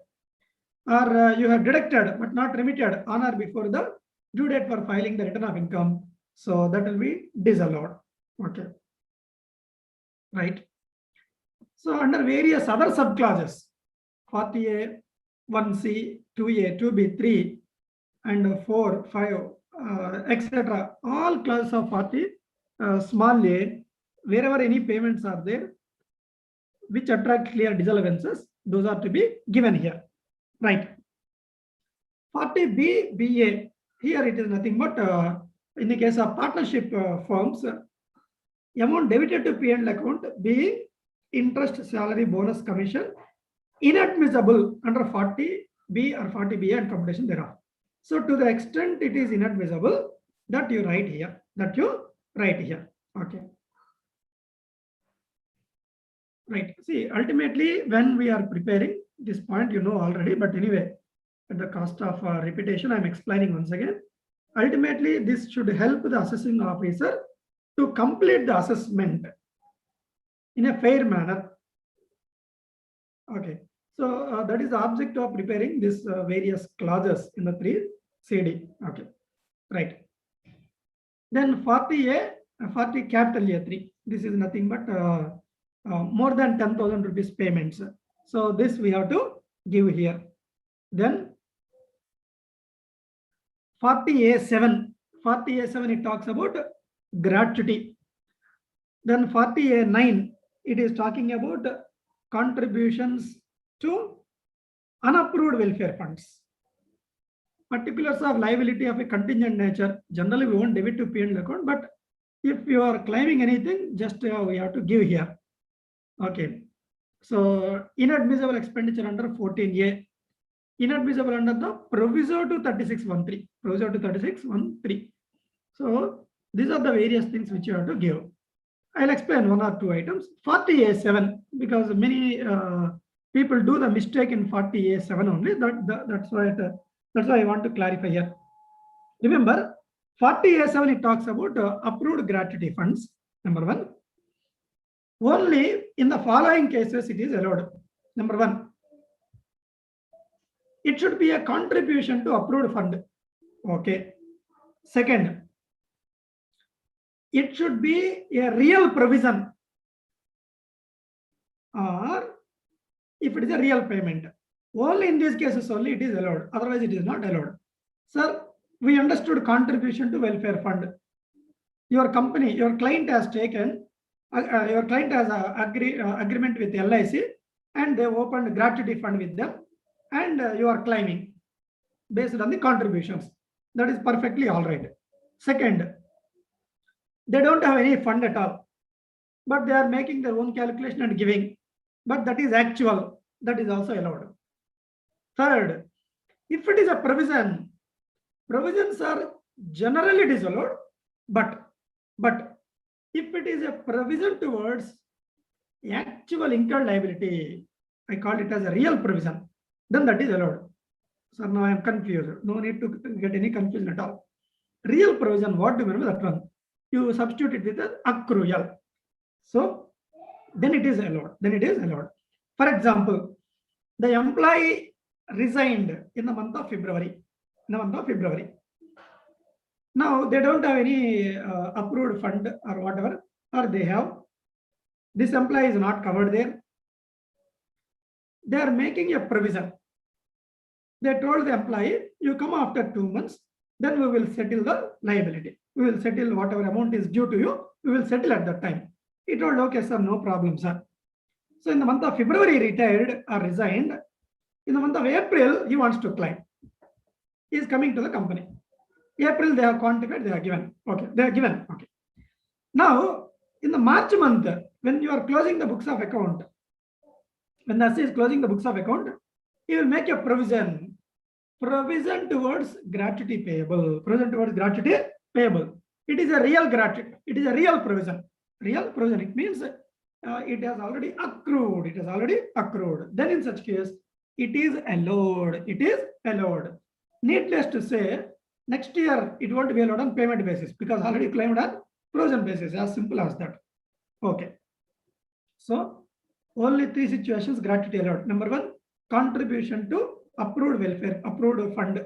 Second, no approval fund is there, no provision is there. Directly, as and when the employee is resigning, retiring, or terminated, they are paying gratuity. That is also allowed. Third, in the month of February, he retired, but they want to pay in the month of April. Then in such case, whatever provision they have made in the month of March, that is also allowed. That is also allowed. So this is the essence of 40A7. 40A9, your employer has created an unapproved welfare fund, or the employers themselves has created unapproved welfare fund. They are coming to the employer and asking, sir, can you give some donation? They are given. It is not allowed because it is not approved. It is not approved. So you have to be very, very careful. Many times what happens is this amount will appear in staff welfare expenditure. Staff welfare expenditure, kindly go through the same. If it is food, tea, coffee, etc., no issues at all. If it is contributions, then immediately examine, sir, whether it is approved fund or not. If it is approved fund, allowed. Otherwise, it is not allowed. It is not allowed. So that you have to be careful. Just give me a second.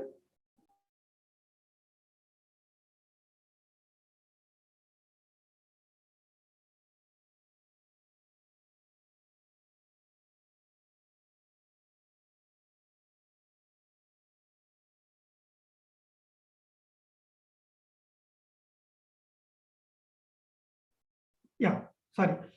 So this is 40A9.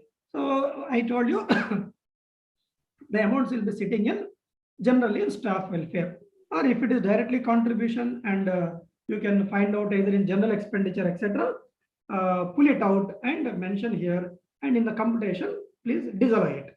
Okay. Then 14A 3613. Proceed to 3613. So what is this last one? This is a general item. What is this one? So interest on borrowed capital till the asset is put to use. Till the asset is put to use. So that has to be capitalized. That has to be capitalized.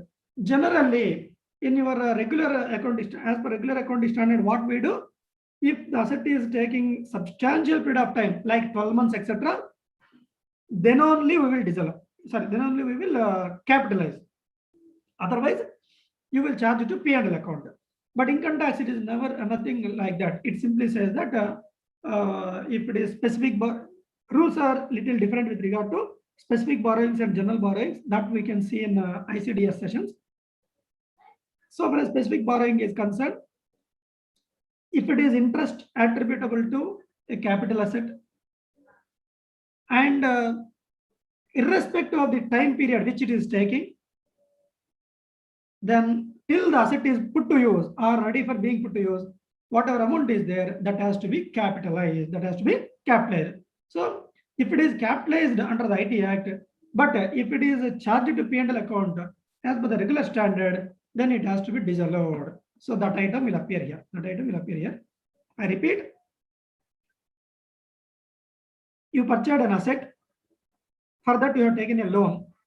That asset will take only 2 months to bring it to present condition and location. And there is an interest of 2 lakh rupees. This 2 lakh rupees, what you will do, you will charge it to P&L account in your regular P&L account. Reason is, sir, it has not taken more than 12 months. It has taken only 2 months to bring it to ready for being its intended use or whatever. That's why I have charged it to P&L account. But IT Act says that whatever interest is there till the asset is put to use, that has to be capitalized. So this 2 lakhs, whatever is appearing in your P&L account, eliminate from here and take to P&L. So eliminate from here and capitalize in the block of assets. So that adjustment we have to show here. Okay. Then, sir, we have some questions related to this topic. Can we? Yeah, let me complete up to 25 class, then 20 to 25, like that. Sure, sir. Okay. Then, amount of interest inadmissible under section 23 of the MSME Act. So, because of late payments, then it has to be disallowed. Because in the MSME Act, they have provided, notwithstanding anything contained in other acts, if there is interest paid, that should not be allowed as for any other purposes. So, we have to disallow it. Then, particulars of payments made to persons specified in the 40A2B. So many people ask me that, sir, whether we have to give only payments or only if it is excessive having regard to the fair market value or arm's length, etc. Now, arm's length concept is not applicable because 40A2B has been in section 92B, BA, that the SDT, they removed the link with 40A2B. Okay. Here, whatever amounts are being paid to relatives, that has to be given here. So it is for the assessing officer to determine whether it is excessive having regard to fair market value or not. Then amounts deemed to be profits under various sections, 32A CAD, 33AB ABA, 33AC, etc. See, as per these sections, they say that when you claim deduction based on the deposit, at the time of withdrawal, it will be taxable. So these are applicable to very specific cases. Then any amount of profit chargeable to tax under 41 and the computation thereof. So 41, it talks about 41.1 recovery against deduction, 41.2 power generating units. Okay, because they have opted for straight line method of calculating depreciation. 41.3 sale of scientific research assets without bringing to business proper. 41.4 recovery against bad debts. 41.5 adjustment of losses. So if there are any notional profits falling under section 41, we have to give here. I will give an example. Recovery against deduction. You claimed some loss. There is a fire accident. Stock is lost. 25 lakhs worth of stock you lost. You filed insurance compensation. For insurance compensation, they never admitted this. Told no, sir, it is not covered in our insurance case, etc. But anyway, you filed. So as of the time, at the time of balance sheet, there is a loss, but you are unsure regarding the receipt of the compensation. But after 2 years, so in the first year, you claimed it as a loss of stock in trade. After 2 years, what happened is insurance company has admitted, after you fight with them, then they told, yes, sir, it is covered. We will give some amount they are given. So that year it will be offered as to tax under section 41. That is called recovery against deduction. Recovery against deduction. So 41 itself is a very lengthy section. Recovery against deduction, remission of trading liability. All these will come here. Then let me quickly summarize. Then I will take the questions. Okay. So what we have seen under clause 20 onwards till 21 onwards. 21, you have to give personal capital expenditure, personal expenditure, then advertisement expenditure, club expenditure, fines, etc. All the details. Then class B, we have to give what are the various disallowances under 40 small a, class 1, class 1A, then 40B, 40BA, 40A3. This is cash payments in excess of 10,000 rupees. Freight case 35,000, gratuity 40A7, unapproved welfare funds 40A9, then 14-year disallowances, amount disallowed under proviso to 3613. All these things you have to give here. MSME Act, if there is any interest that is disallowed, you have to specify here. Then payments made to relatives that you have to give. See, whatever payment is being made to relative as covered under 40A to be, you specify. It is for the assessing officer to quantify whether it is excess or not. That is all. Right. Then 32AC, 32AD, if there is any deemed income, that is also to be written here. Then profit chargeable to tax under 41 and the computation thereof. Yes, sir. Now I'll take the question, sir. Yes, Satish, sir.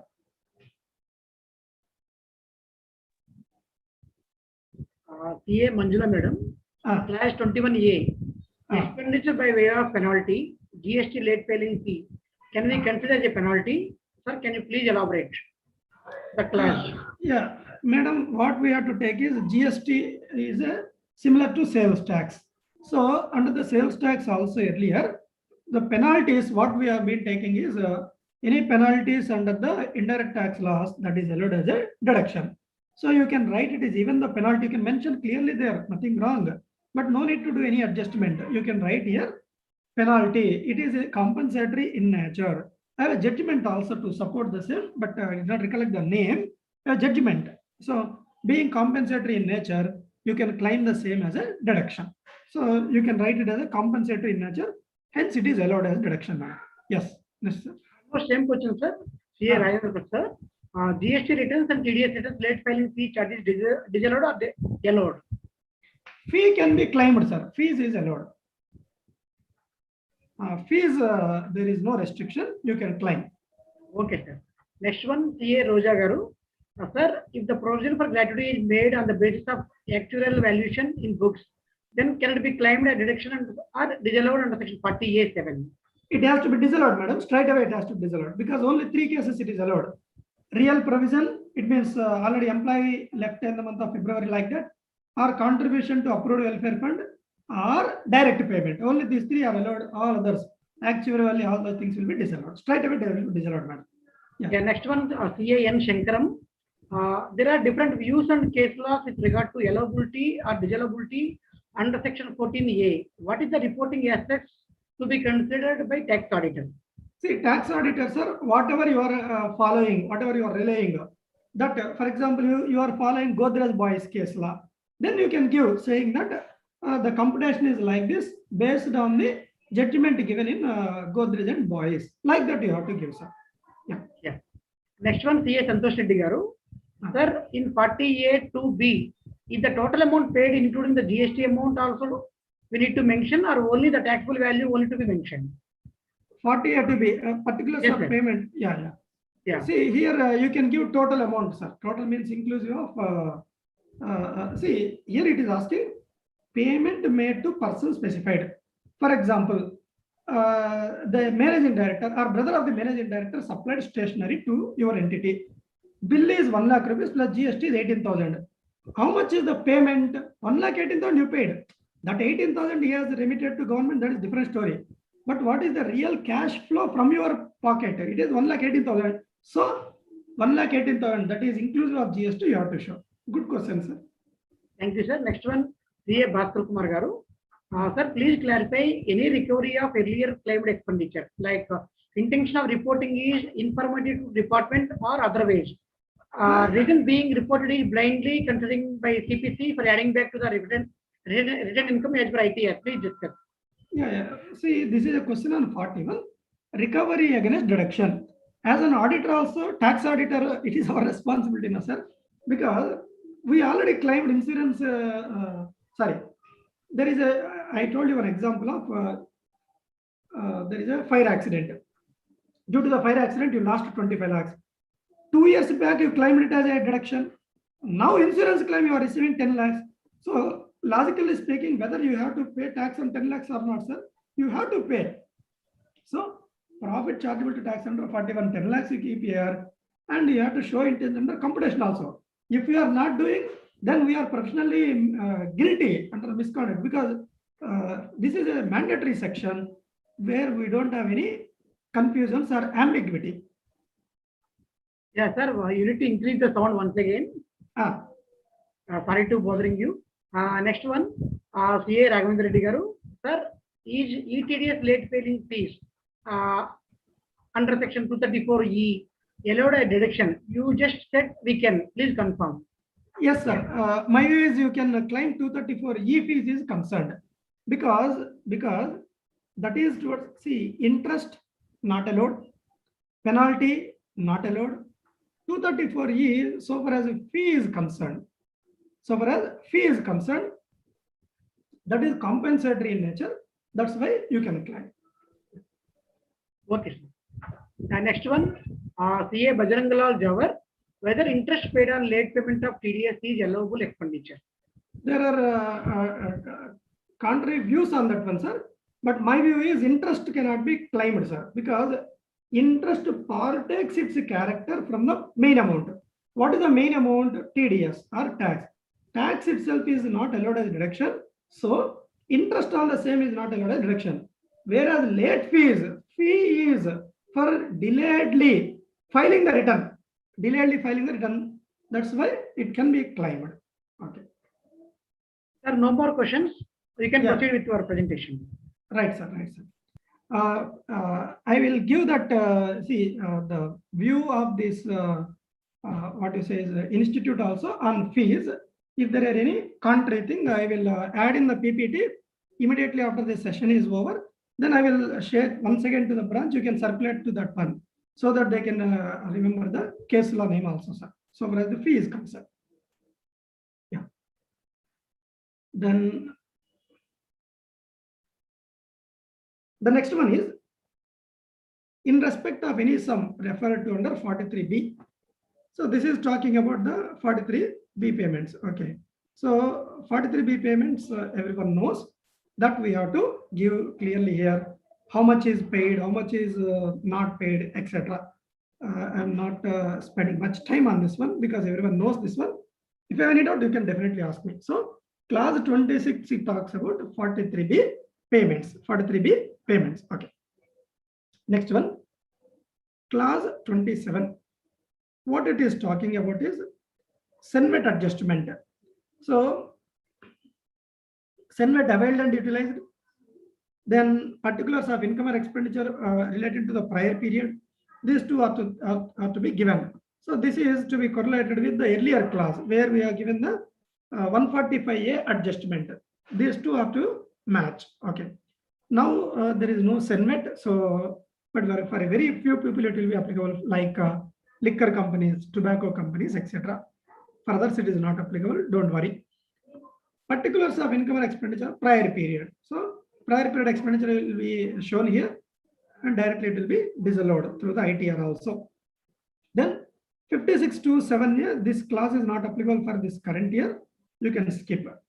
56 to 7B. Okay, this is applicable. So this will be given in the case where the share receives amount which is exceeding the fair market value. Then you have to give here.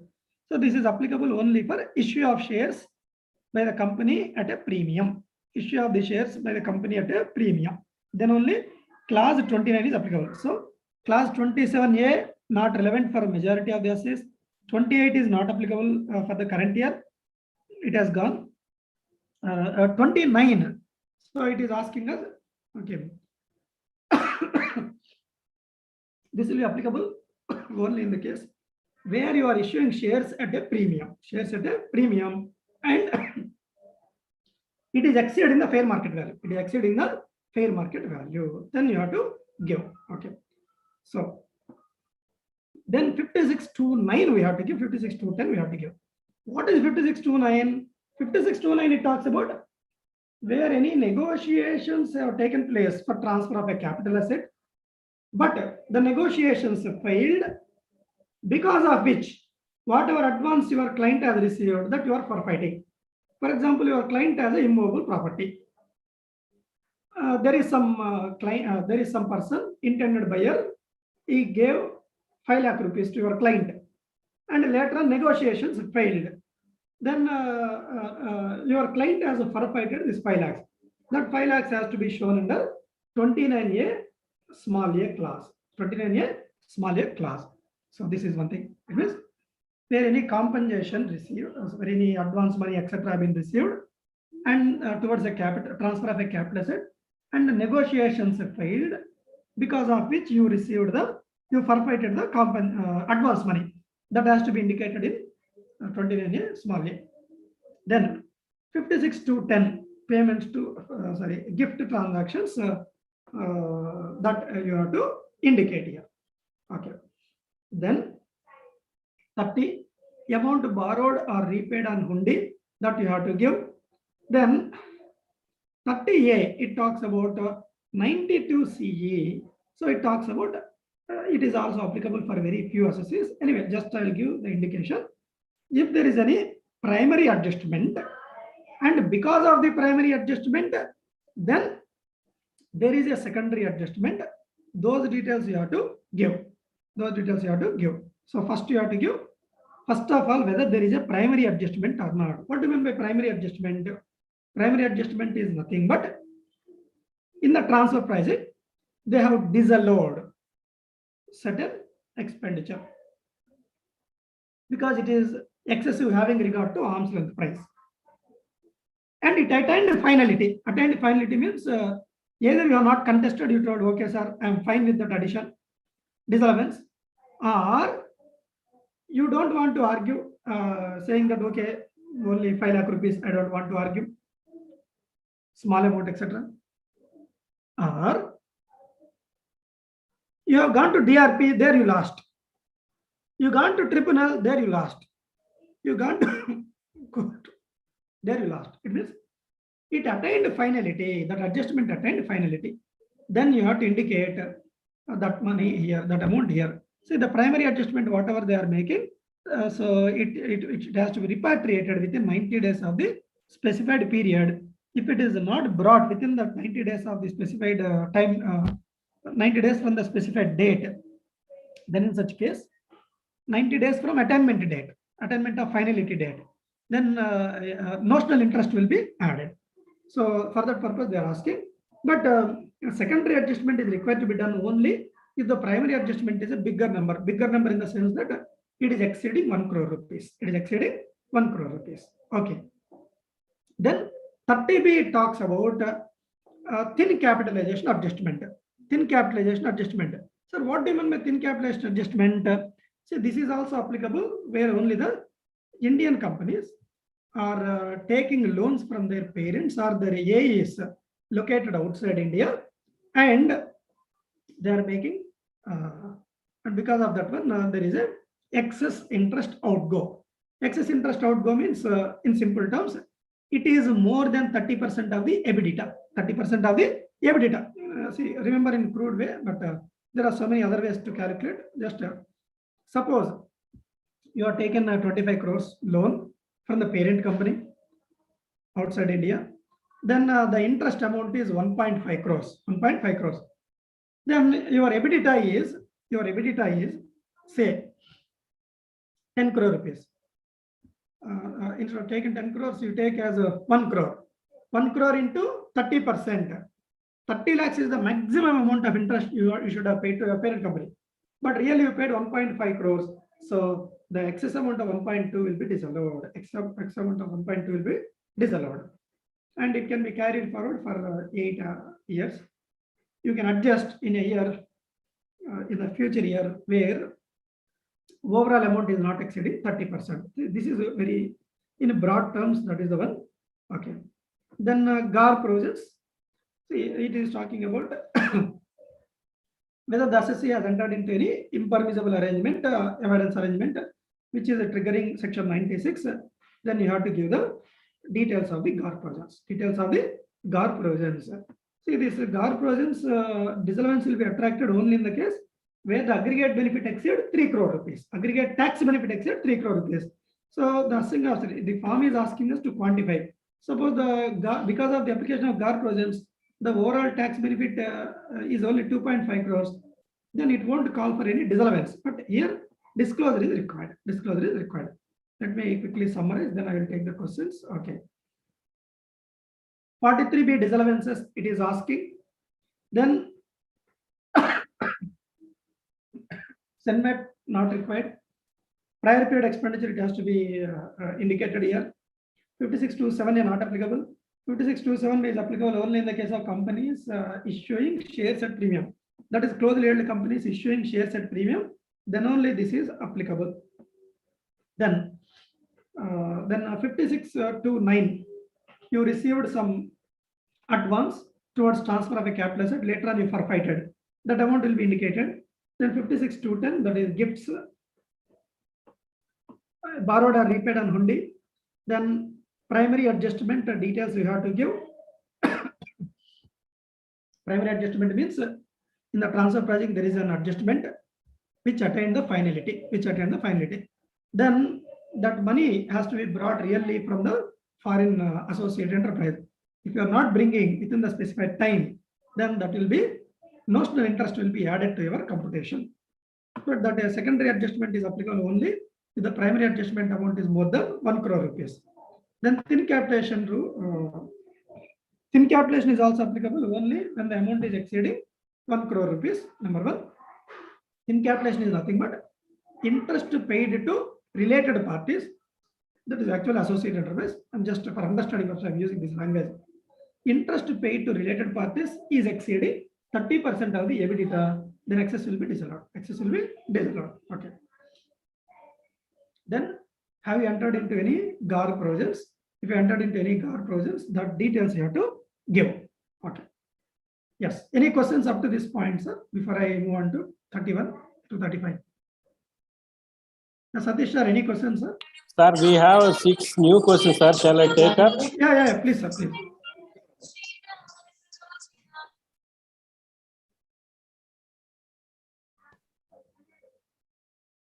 Sir Raghavendra Reddy, with respect to class of SENVAT, should we assume that he is presently asking about GST ITC or ignore the class? We have to ignore the class, sir. That is there in the institute recently updated that they have given another notification like that. That is not relevant because GST reconciliation we will give somewhere else.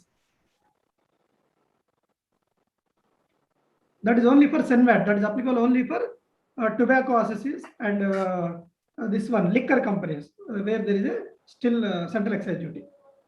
Yeah. Okay, sir.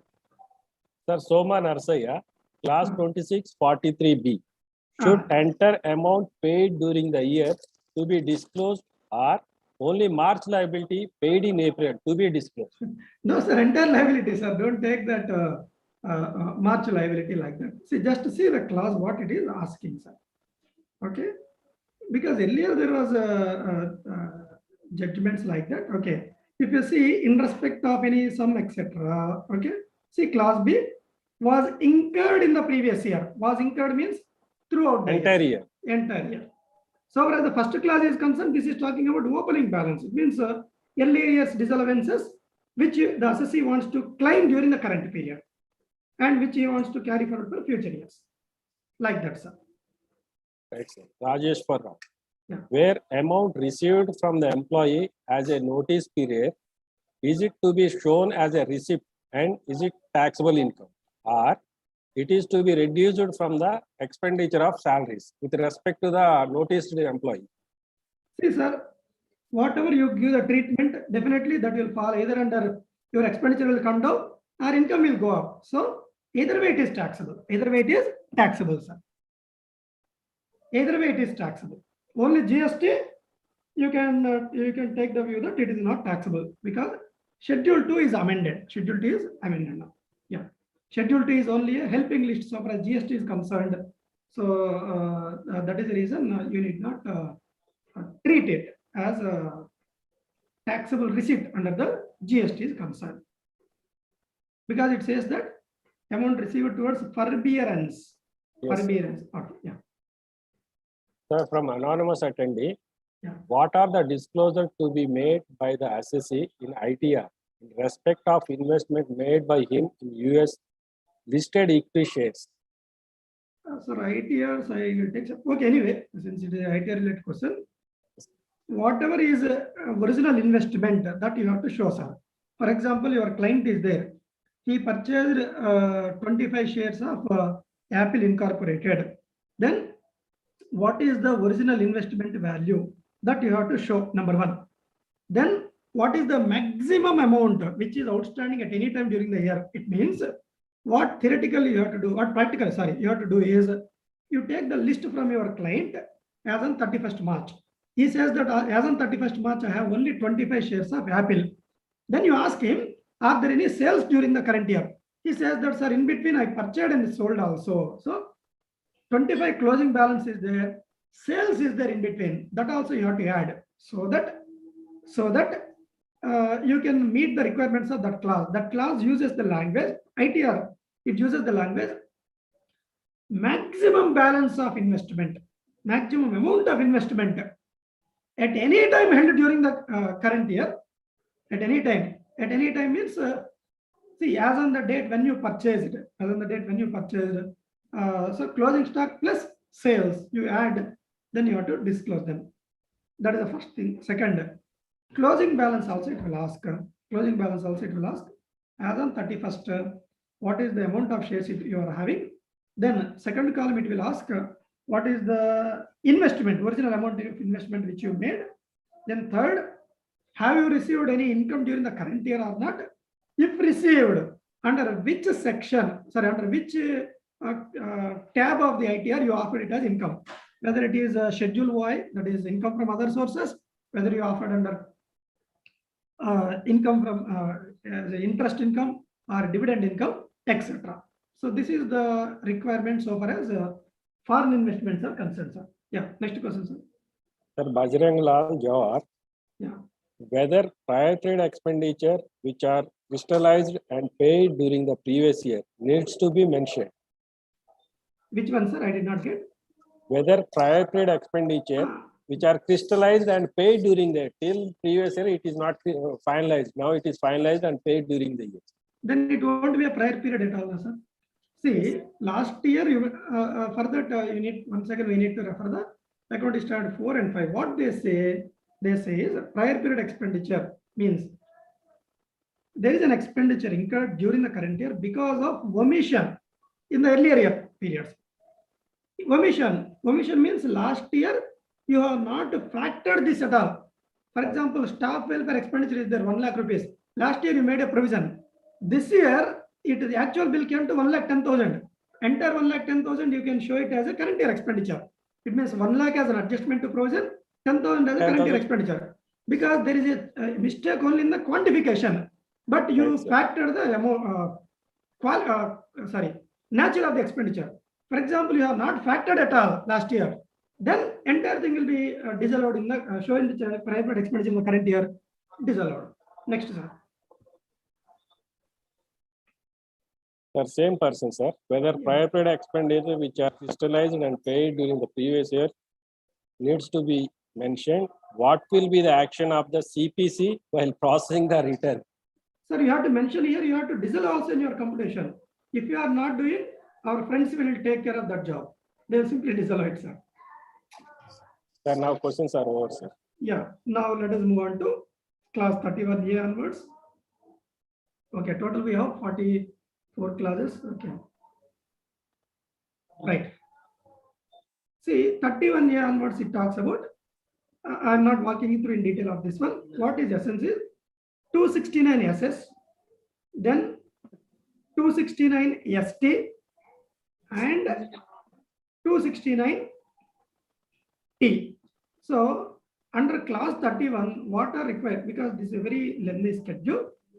Class 31 is all about these three sections: 269 SS, 269 T, 269 ST. So the details of these are to be shown here. Apart from that one, you have to be very, very careful. Sir, what care I need to take? You kindly cross-check with the SFTRA also, whether they are filing 61, 61A, 61B, whatever is applicable to them or not. Cross-check the data with that, then you have to indicate. Because that is the most, these three sections are the most dangerous sections. The penalty is very high. Penalty is 100% of the loans accepted or deposits repaid, etc. So that is the reason loans repaid, deposits accepted, or expenditure incurred towards an event, transaction, occasion, etc. Remember, some people asked me, sir, my client has rural agricultural land in an rural area. It is not urban agricultural land. And he sold that one. He received 15 lakhs in cash. Whether I need to show, assume that these are tax auditors, you see. Whether I need to show it as not to an ST or not, definitely you have to show. Definitely you have to show, because unlike other sections, 269 SS, 269 T, 269 ST doesn't have any relaxation. Whether it is a taxable asset, agriculture, non-agriculture, anything will fall under their domain. So very dangerous sections. Then I told you 32A brought forward loss or depreciation allowance in the following manner. So see, what we have to give is there any brought forward loss and depreciation allowance? You have to give. What is the total amount that will be lapsed because of migrating to new sections like 115 bar, back, bad. But you can adjust something under 115 BSc BAD that you have to show. I told you this is a one-time adjustment. That's why they have given in the form itself to be filled only for assessment at 21-22. The same thing you have to give in a different form here, format here. Okay. Then here, clause 79 is to be given here. Details of clause 79, section 79. Sorry. What is 79? It is a closely held company. Then not less than 51% of the shareholding as on the last day of the previous year in which the losses are incurred should be in the hands of same set of persons as on the last day of the previous year in which the losses are proposed to be adjusted. If this condition is violated, then those losses will be lapsed. Sir, you talked about very fast. It is not like that. I will give an example so that everyone will understand. So there is a closely held company, ABCD are the shareholders. ABC owned, ABC, all these people owned 25% each. So A alone remained, and B, C, D, they transferred their stake to X, Y, Z. Now the new shareholders are A, X, Y, Z. So now there is a violation of clause section 79. The violation is there is a change in the voting power by more than 51%. More than 51%. So because there is a change in the voting power for more than 51%, what happens is the losses cannot be carried forward. So that year loss. For example, in year 1, ABCD are the shareholders, there is a 1 crore loss. In the year 2, A, X, Y, Z are the new shareholders. then in the hands of the company, closely held company, that entire 1 crore, whatever is there, that will be lapsed. They cannot carry it forward. They cannot carry it forward. So that we have to remember that one. Then section 73, they are asking speculation loss that we have to give. Okay. 73A, specified business asset. Then in the case of company, if the explanation to section 73 is applicable, that also to be given here. That has to be given here. What do you mean by this one? 73 talks about speculation loss. 73 talks about speculation loss. If there is a speculation loss and is a tax auditor, indicate here, number 1. That is fine. 73A is investment allowance, etc. It means the C is eligible for claiming deduction under investment allowance. That is 32 AC. Then later on, he violated that condition, because of which there is some tax. So that will be shown as a deemed income. But if there is any loss attributable to that specified, like warehousing facility, godown facility, cross-country gas distribution network, etc., the losses are there. Losses attributable to special businesses, that have to be indicated in D column, 73A. I repeat, any speculation losses here, C column. Any losses from special businesses, 73A. Then explanation to 73 have to be indicated here. So what is explanation to 73? This is applicable only for company assets, number 1. Second, in the case of company assets, whose objectives are not banking business, whose objectives are not investment business, whose objective is not trading in shares, those cases, any loss if they incur, that has to be treated as a speculative loss. That has to be treated as a speculative loss. You have to be very careful about this one. Let me give you an example. Dr. Reddy's is there. Dr. Reddy's, their objective is not trading in shares. Their objective is not banking. Their objective is not investment business. So, having this context, what happened is they purchased Wipro shares. They purchased Wipro shares. And they got a loss. They got a loss.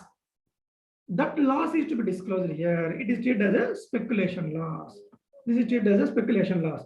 So, but this section is applicable only if it is treated as a business income, number 1. Only if it is treated as a business income.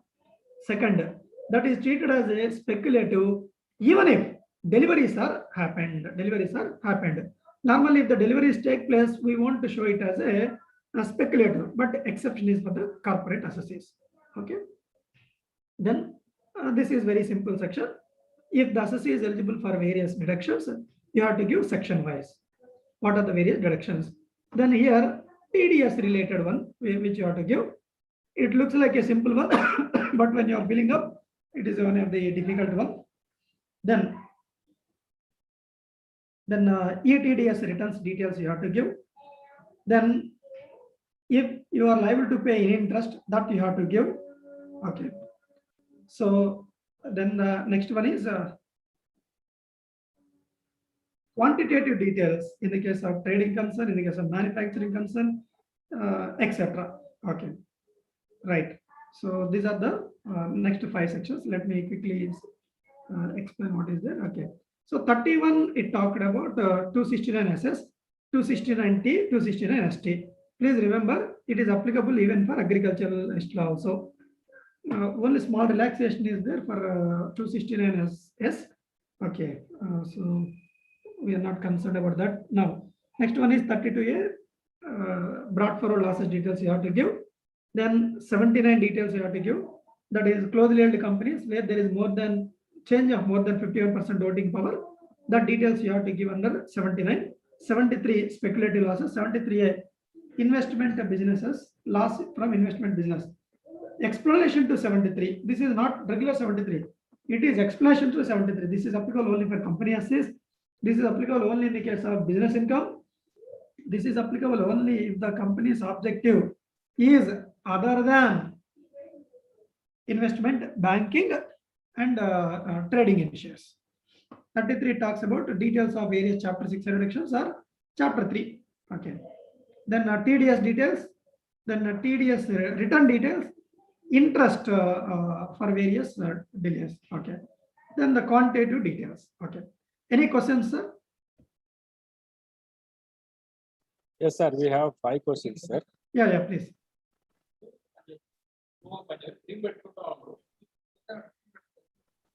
Sir Santosh Reddy, sir, in which class we need to report the GST input, output, and closing details? That I shown you, sir. In the beginning, I told you. Okay. 145 adjustment is there. There you have to show. Exactly below class 13. Class 13 is there, no, sir? There you have to show. Class 13 and 14, they relate to that one. ICDS, that area you have to show, sir. Yeah, next one, sir. Next. Sir, does section 79 applies to public limited company? No, sir. See, it is not about public or private. It is applicable to closely held Closely company. held company. Closely held company definition is different under the Income Tax Act. Please see that one, sir. Yeah. Okay, in simple way to remember is, if it is listed company, not applicable. Like that you can remember. Sir, only speculation loss to be reported or speculation profit created to the P&L need not to be reported. Please confirm. See here, the 3CD is asking only about loss. So gain, don't report. Gain or loss things we will report under ITRs, not under this one. Sir, one more question, sir. Yeah. Bajrang Lal Johar. Yeah. If loan taken in earlier paid by way of sale of goods, how it should be mentioned in repayment of loan during the year in which schedule? So this is a question on tuition and assess, ST, etc. Sir, see, you have taken loan.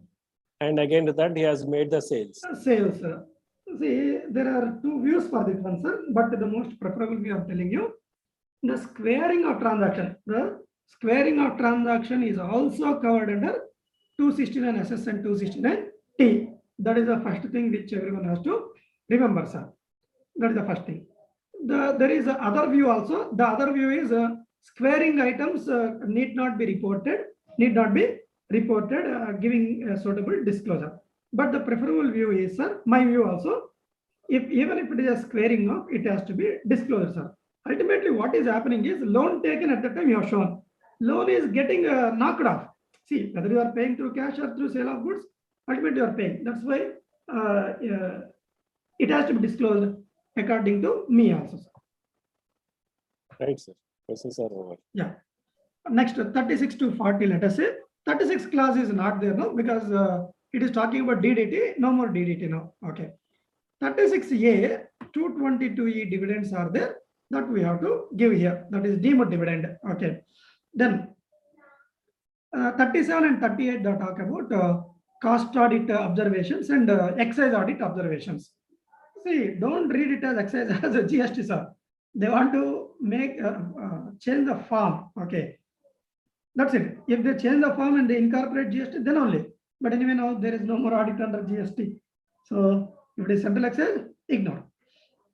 So if it is other than, it is talking about only central excise, but not GST. Don't worry about it.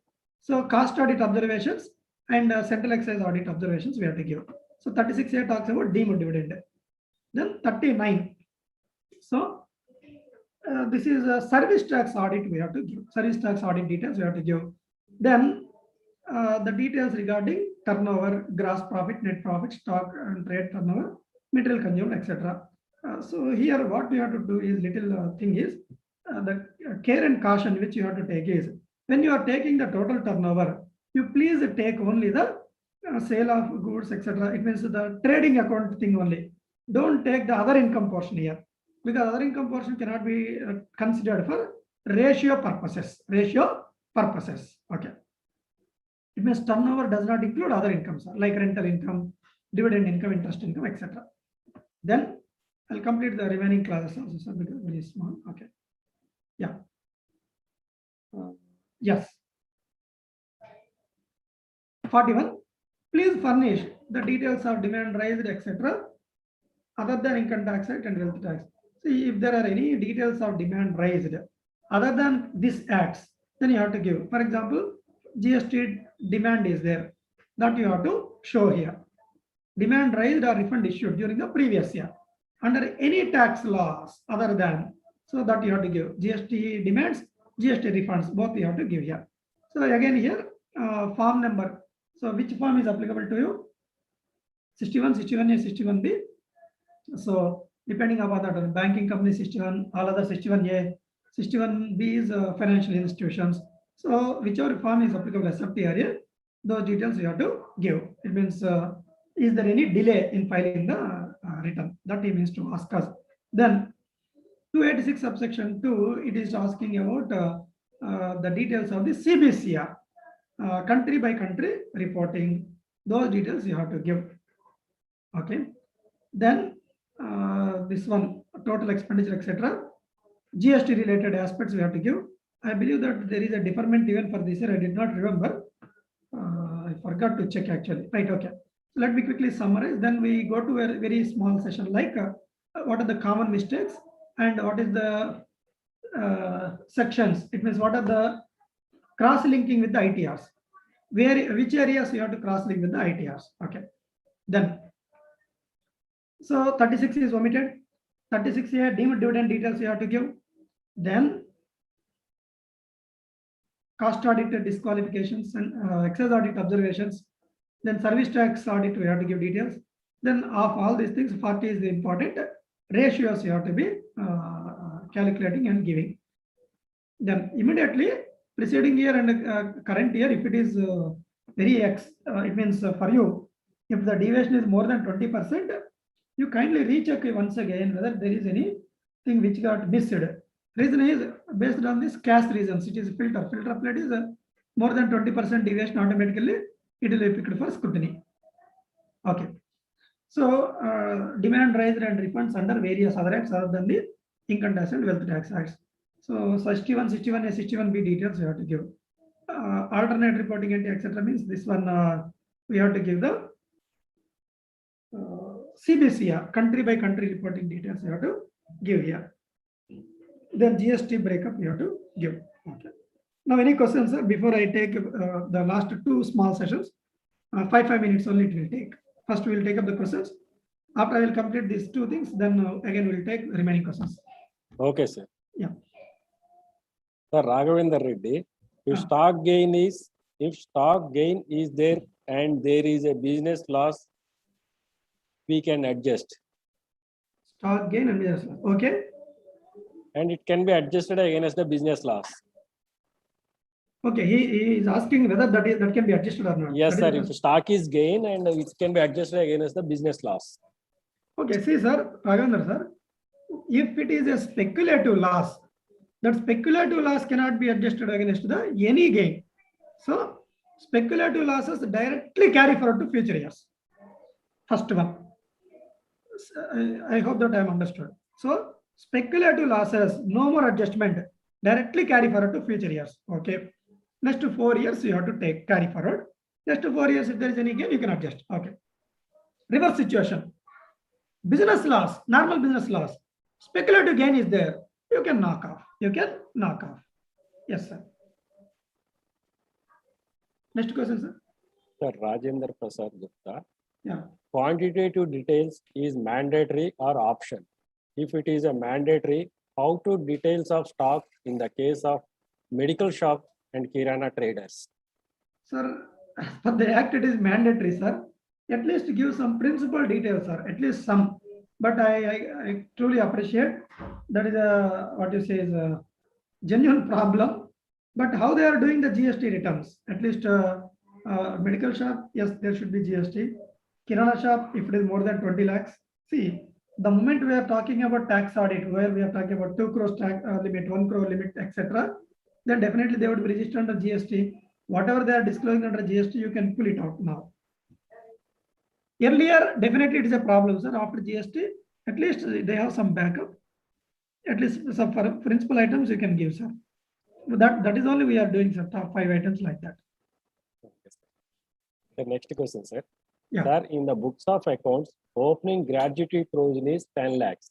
Yes, sir. Current year provision is 3 lakhs. Okay. Paid to LIC during the current year is 2 lakhs. Okay. In this scenario, net amount of rupees 1 lakh will be disallowed or entire current year provision of rupees 3 lakhs to be disallowed? Simple, sir. Opening provision, don't touch it because it is already disallowed. Yes. Current year provision entirely disallowed, 3 lakhs. Less Yes. contribution to LIC, 2 lakhs. So net disallowance will be 1 lakh only, but disclosure will be different. So disallow entire 3 lakhs first because it is the current year provision. Allow 2 lakhs because it is a contribution to LIC. So that is the way in which we have to report, sir. Yeah. Sir, it's the general question. Yeah. Gopala Krishnamurthy garu, has time been extended for filing Form 61 and 61A and 61B in view of COVID-19? If so, up to which date? Sir, I did not remember, sir, honestly, but 61A like that, I did not remember exactly the date, sir. Sorry for it. Okay. Next, sir. Payments made to foreign company for service obtained, no tax deducted, and expenses not debited to profit and loss account also.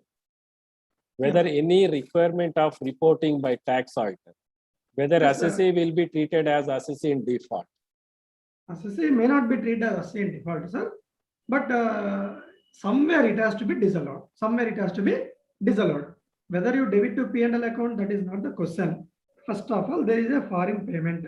Second, TDS has not been done. That requires disallowance. As simple as that.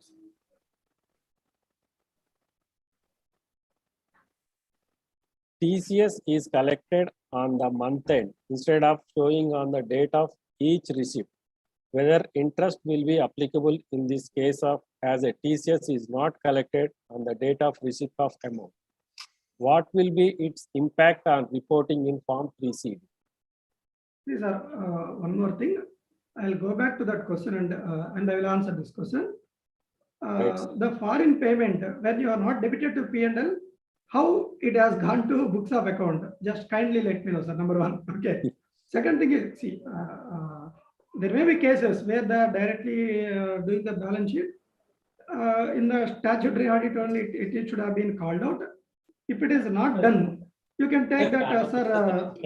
When it is not debited, there is no question of disallowance. Even though there is no question of disallowance, but interest will be there, penalty will also be there. Interest and penalty will be there. Yeah. And one more thing, sir, if it is not recording the books of accounts, how is the bank statement true reflected, sir? Yeah, okay. They are ancillary questions, sir. Okay. Okay, sir.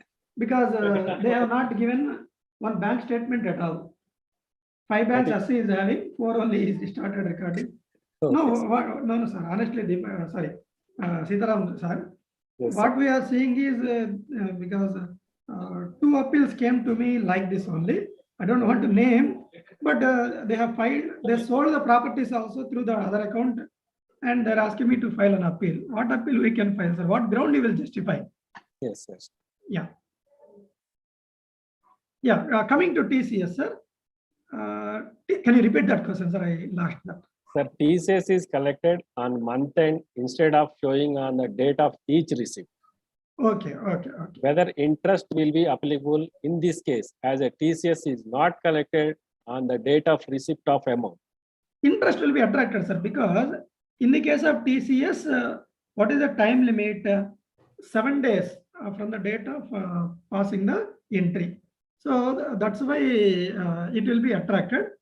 But as a practical measure, everyone is doing the month-end transactions only we are doing, sir. But theoretically, yes, interest is attracted. What will be its impact on reporting in Form 3CD? Materiality, sir. Materiality is there, you report, otherwise. Okay, sir. Next question, sir. If real estate company derives a profit on sale of listed equity shares, is it considered to be speculative under Section 73? Or should it be? Explanation to 73, yeah. Or should it be offered to tax under speculative business or short-term capital gain? See, sir, that's why I told you explanation to 73 is applicable only in the case of business income. First, you have to ascertain whether it is a business income or capital gains. So it depends upon the intention, period of holding, nature, all these things. So the guidelines, detailed guidelines are given in Srimati Harsha N. Mehta. You can remember Harsha Mehta name. You can remember. The Mumbai Tribunal has given detailed guidelines under what context you have to take under business income and capital gains. The essence of the judgment in Srimati Harsha N. Mehta is if the holding period is very small, generally it goes to business income. Second, you see the intention. Intention of the SC is to hold it for a longer period, investment purposes. Then it is not treated as speculative. It will go directly under capital gains. On the other hand, his investment is only short term. Sir, I have temporary short term surplus funds which I want to invest in stock market. Definitely, his idea is not investment for holding them. Investment only making a gain. So in such case, it will become speculative. Automatically, explanation to section 73 will be applicable. Explanation to section 73 will be applicable. So recently, when the department completed assessment under 143.3 for one chartered accountants, they came to me for appeal. What we have contested is this is not a capital gains. Sir, this is not a business income at all. It is a capital gains. Hence, explanation to 73 is not applicable like that. You have to defend like that. But at the time of tax audit itself, if you come to know, it is only for short-term making of money. Explanation to 73 is applicable. It will be shown as speculative losses or gains, whatever, sir. Next thing, next question. Sir, he's asking that whether foreign payment is made, then no TDS is not showed as expenses. He's saying that is routed through capital account. He's saying that amount is debited to capital account. Yeah, even then it is disallowed, sir. Right, sir. You have to manually disallow. Reason is whether it is debited to P&L account or not, directly you have to bring it as it is a income, as if it is an income. Yeah. Right, sir. Yeah. Now let us go to the last two things. Each one take 7 or 8 minutes. What are the common mistakes which everyone is doing? After that, I will take the last few questions if you have. The common mistakes is upload the correct CSV files. So don't upload for one client and other client's files, because at last minute what happens is immediately upon generating, they will save on the desktop. For one case, another CSV file will be uploaded. Avoid that one. Then ensure that client also gave his approval for 3CD. Otherwise, return will be treated as defective. You may say that, sir, I know everything, but I'm telling you, this happened for some of our friends. That is the reason I tabulated. Okay. So Mr. Satish Sharaf sir has told last time it happened to one of his friends. That's why I have recorded this one. So once it is documented, we will remember. We will keep it as a checklist. Okay. Then like that, CSV files, then approval of, then balance sheet P&L also uploaded belonging to the client. So the problem happens, some cases I've seen, instead of uploading the standalone, they upload the consolidated. Then nothing else immediately wrote a mail saying that sir, turnovers, everything is not matching. Then they realize the mistake, they are given the correct thing. Then ensure the correct UD numbers are quoted, because in the last minute, everyone knows, last minute you do, I also do everything. So we will generate, one article student will be generating UDs, another article student will be uploading CSV files, etc. Then ensure that there is proper coordination. Be aware of the latest amendments. Amendments are not covered in this session, whatever are related to Finance Act 2020, because last week only Gururaj Acharya sir has covered. That is the reason I have deleted another 30 slides from my presentation. Okay.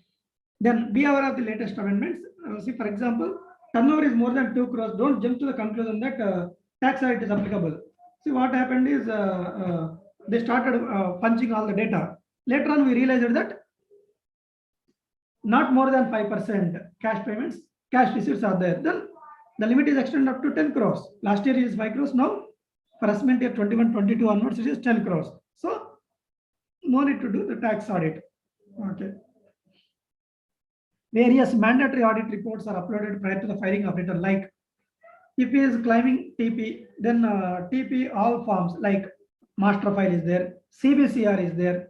All the forms are uploaded. If still your client is getting 10 AA, 56F form should be there. 80IA, 10 CCB form is there. Then where he is opting for new sections, BA, BAB, all the things, 10 IC, 10 ID are to be filed. If there is any relaxation, you can take. I'm just telling you, if it is a mandatory, you file. Okay. Then see, if the bad debt is exceeding 1 lakh rupees, collect the PAN numbers because it is asking us in the ITR. Okay. Keep ready of the returns of earlier years also, so that if there are any losses, you can carry forward the losses. Okay. So let us quickly see what we have seen. 8 points. Upload the correct CSV files. Get the approval of the client from his login. Upload the correct balance sheet. Ensure that correct UDIN numbers are quoted. Be aware of the latest amendments. Ensure that various related audit reports, etc., have been filed. If bad debts are more than 1 lakh rupees, ITR is asking, that's why you have to give. Okay. So here I have given last year ITR serial number. This year ITR I not checked because of the portal issues. Okay. Keep ready of the returns of earlier years so that if there are any losses, you can carry forward them.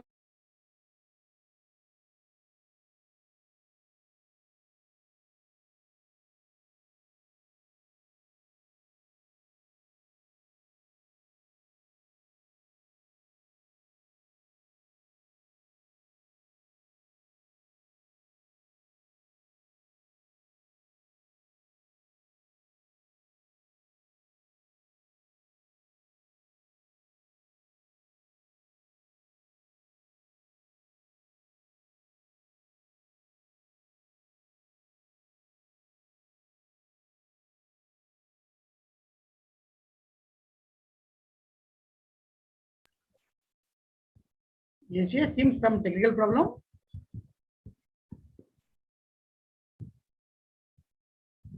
Santosh?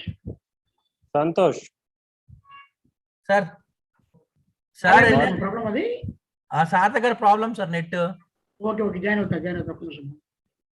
తర్వాత నా దగ్గర కూడా కొంచెం slow ఉంది కానీ certificate print చేయాలి గుర్తుంచుకో. Ready sir ఓకేనా.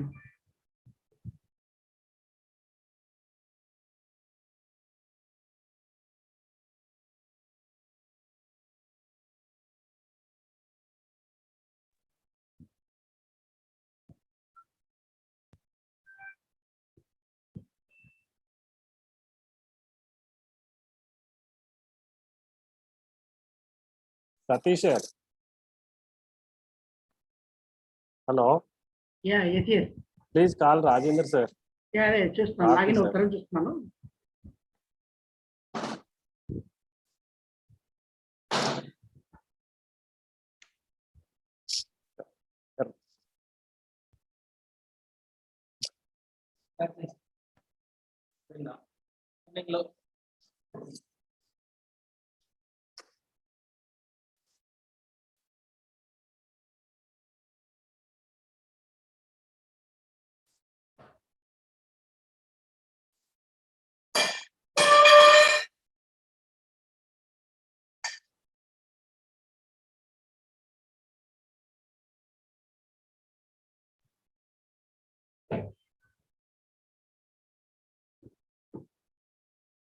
ఎస్ ఎస్ సార్ జాయిన్ అవుతారు 2 minutes. Okay, right sir. Members requesting you to pose any further question. We are going to conclude the session by next 5 minutes or 10 minutes. Sir is also joining very shortly.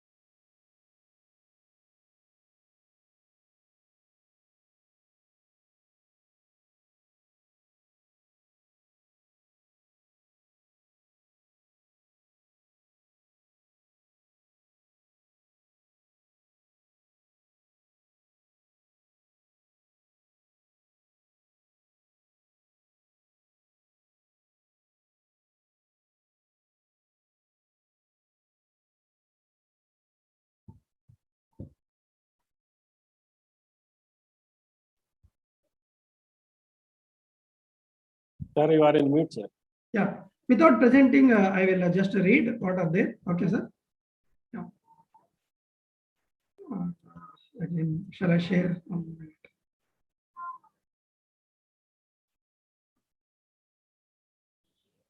Is it visible, sir?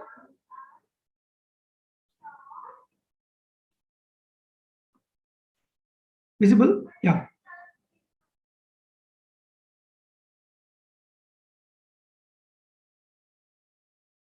Yes. Okay.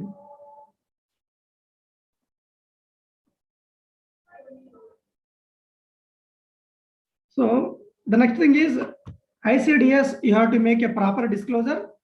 Otherwise, what happens is you may be liable for 271J penalty.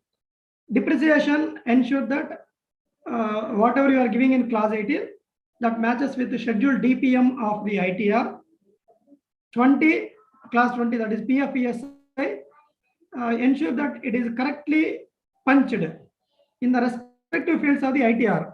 ITR, what happens is generally for article students or whoever, due to the last minute rush, what they do is they will punch everything in the dumping yard. That is the section 37. If you do that one, there will be two disallowances. Number one, because it is already there in the 3CD, but it is not appearing in the respective field of this one, they will disallow. Already in the computation, it would have been disallowed. So it may likely that double disallowance. Hence, you have to be careful. Then, like that, penalties, club membership, etc. Also, ITR, there are separate fields. You have to punch only in the respective field only. If it is talking about club membership, only type club membership field. So don't keep everything under one schedule. Then, like that, TDS also, TDS, whatever you are giving, so it should match ultimately the computation. Either it will be disallowance of 30% or disallowance of 100%. Okay. Non-residents 100%, residents 30%. Okay. 43B payments, ensure that it is aligning with the Part A OI of the ITR. 269 SS STT also, check back with the SFT. Brought forward losses, they have to be aligned along with the fields of the ITR. Chapter 6A, they have to be aligned with the fields of ITR. The last thing I told you already, turnover, it should match directly with the revenue disclosed in the trading account and manufacturing account. Other income, don't take for the computation of ratios. Okay. So these are the things, sir. So let us quickly see what are the various. Okay. Clause 10A, nature of business, books of account specified, ICDS, depreciation, PFPSI, penalties club member, TDS related disallowance, 43B payments, 269 SST, etc., brought forward losses, chapter 6A, turnover. So these are the things where you have to map. Okay, so with this, this is all from my side. So I thank Institute and all of you for patient hearing. If there are any questions, I will take them now. Okay. Thank you, RP sir. We have 4 more questions. With your permission, Yeah, please. Roja madam. Sir, balances written off is a deductible expenditure. What is that? Balances written off in the P&L account is returnable, deductible expenditure. Balance is written off, that is allowed, madam. Not a problem at all. It is similar to bad debts only. Similar to bad debts. Balance is written off is also allowed.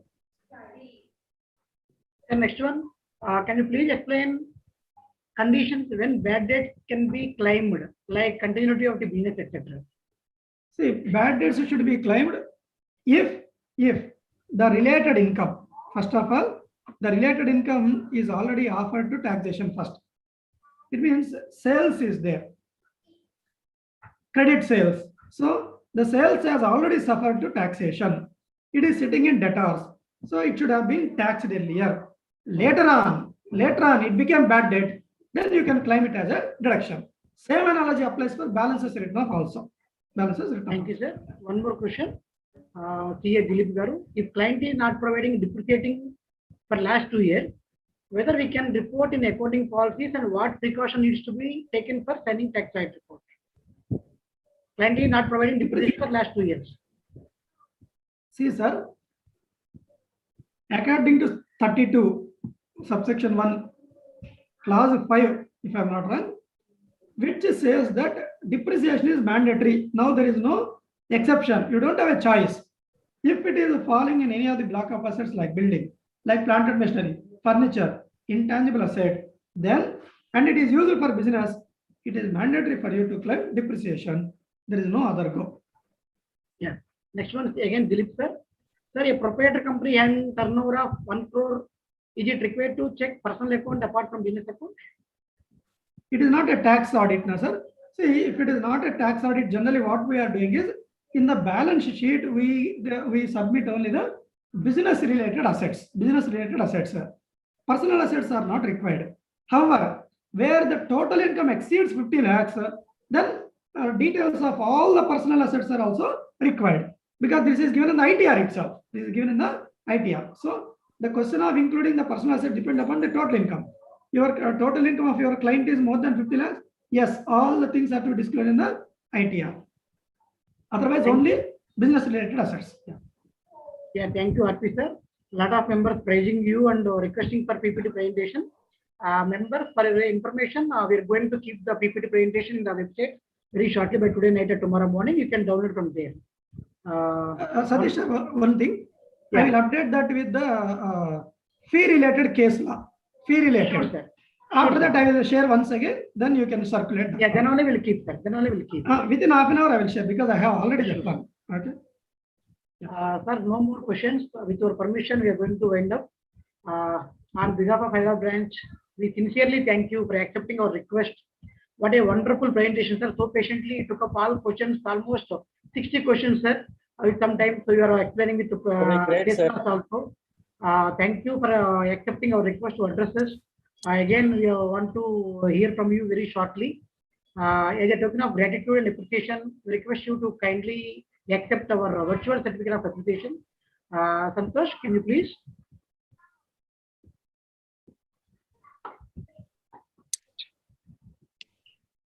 Thank you, Santosh. Thank you, RP sir, once again you, for the wonderful presentation.